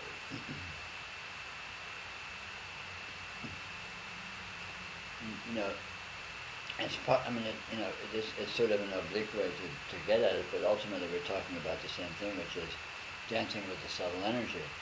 The subtle energy is very non-linear the way it responds, and so, moving with the subtle energy is a very interesting, very non-linear thing. And working with people or virtually doing anything actually really shows that up. Things don't happen in simple linear ways. They happen in strange, weird, roundabout, below the table ways. Because most of the actual interaction and effectiveness is under the table, i.e. in subtle realms and not even explicit.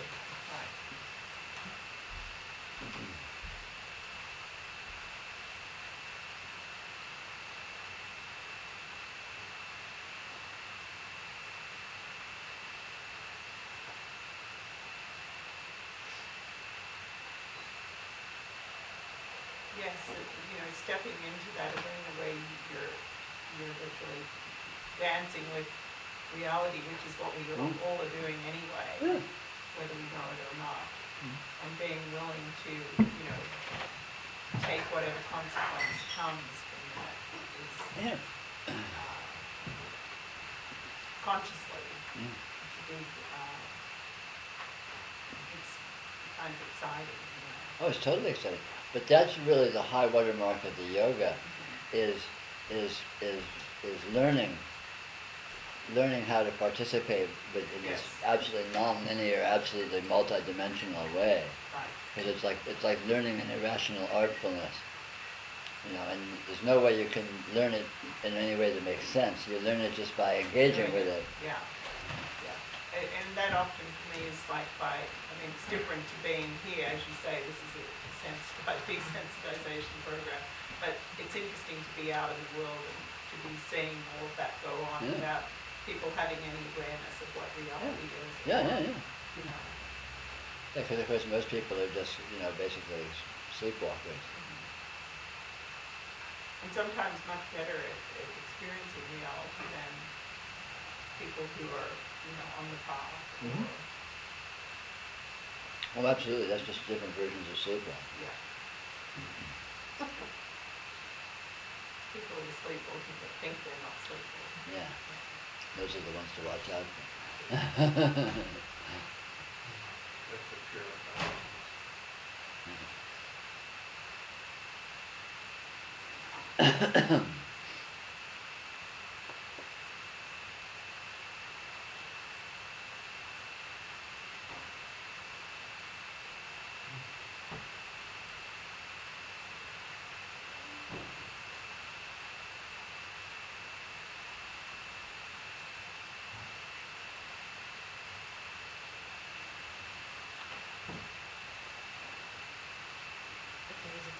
What you said about snobbery, that's an easy time to fall and slip into that.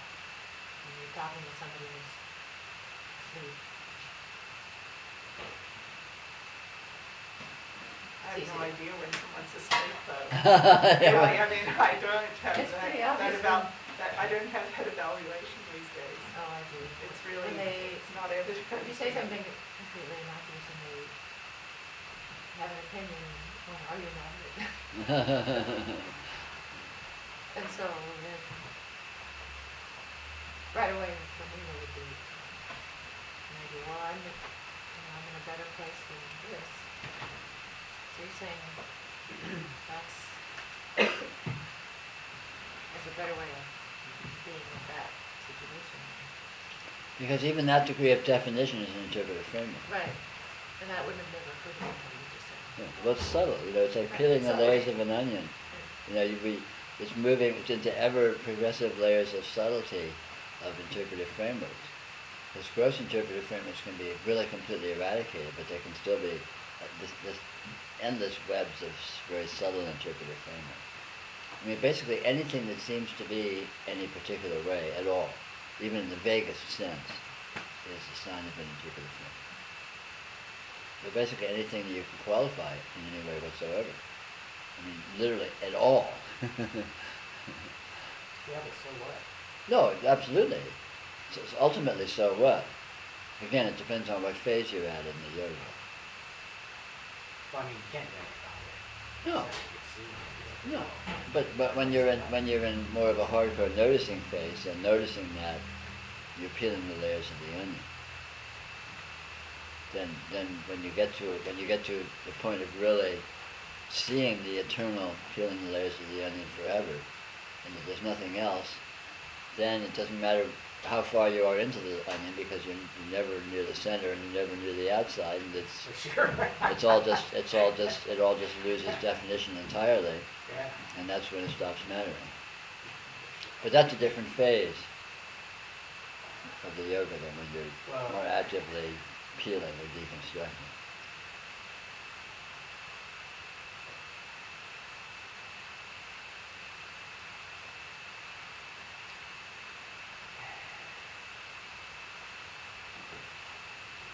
Yeah, every aspect of that little dance is just this right now, as it is. Yes, exactly.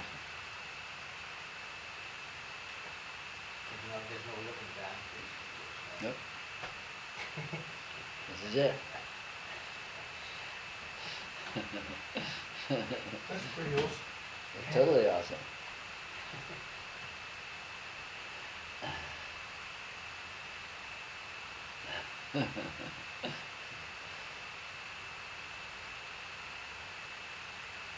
Your divine transcendental infinity.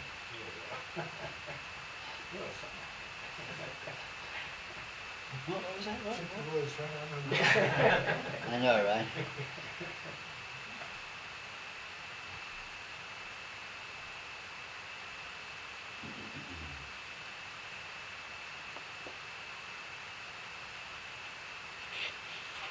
It's funny, it's dancing lessons, but there's no partner. No, There are no steps. No steps. weirder than that.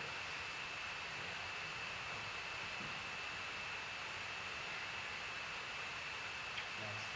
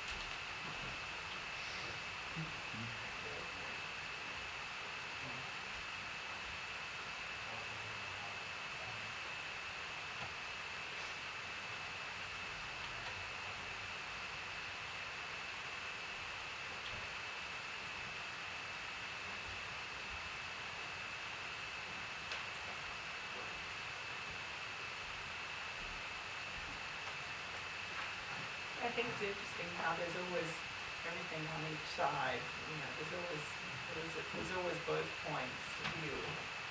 Oh, yeah, oh. So it's never that, about the razor's edge, Yeah. about approaching that, all perspectives and all. Yeah, it never resolves. You're always at a fork in the roads, and both ways of being with it are right there, and then you move forward and you're at the fork in the roads, and both ways of being with it are right there. It never resolves to one or the other. They're both perfectly valid. Yeah, it's both this. It's both this. But it never resolves. It's not. You never actually make a choice. You never get out of anything. You never get into anything. You're always just at that fork in the road, Just eternally. getting comfortable with that is a Yeah. just Totally. The great Yogi Berra said, I came to a fork in the road and I took it. Right.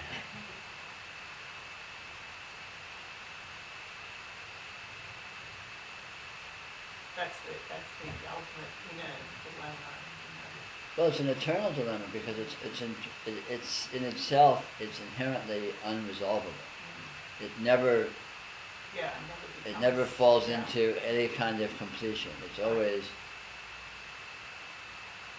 asking the question, never giving the answer. So it's always, continually. Yeah, it's the ultimate. It's a big question, like your question mark. The ultimate unlearning, isn't it? Yeah.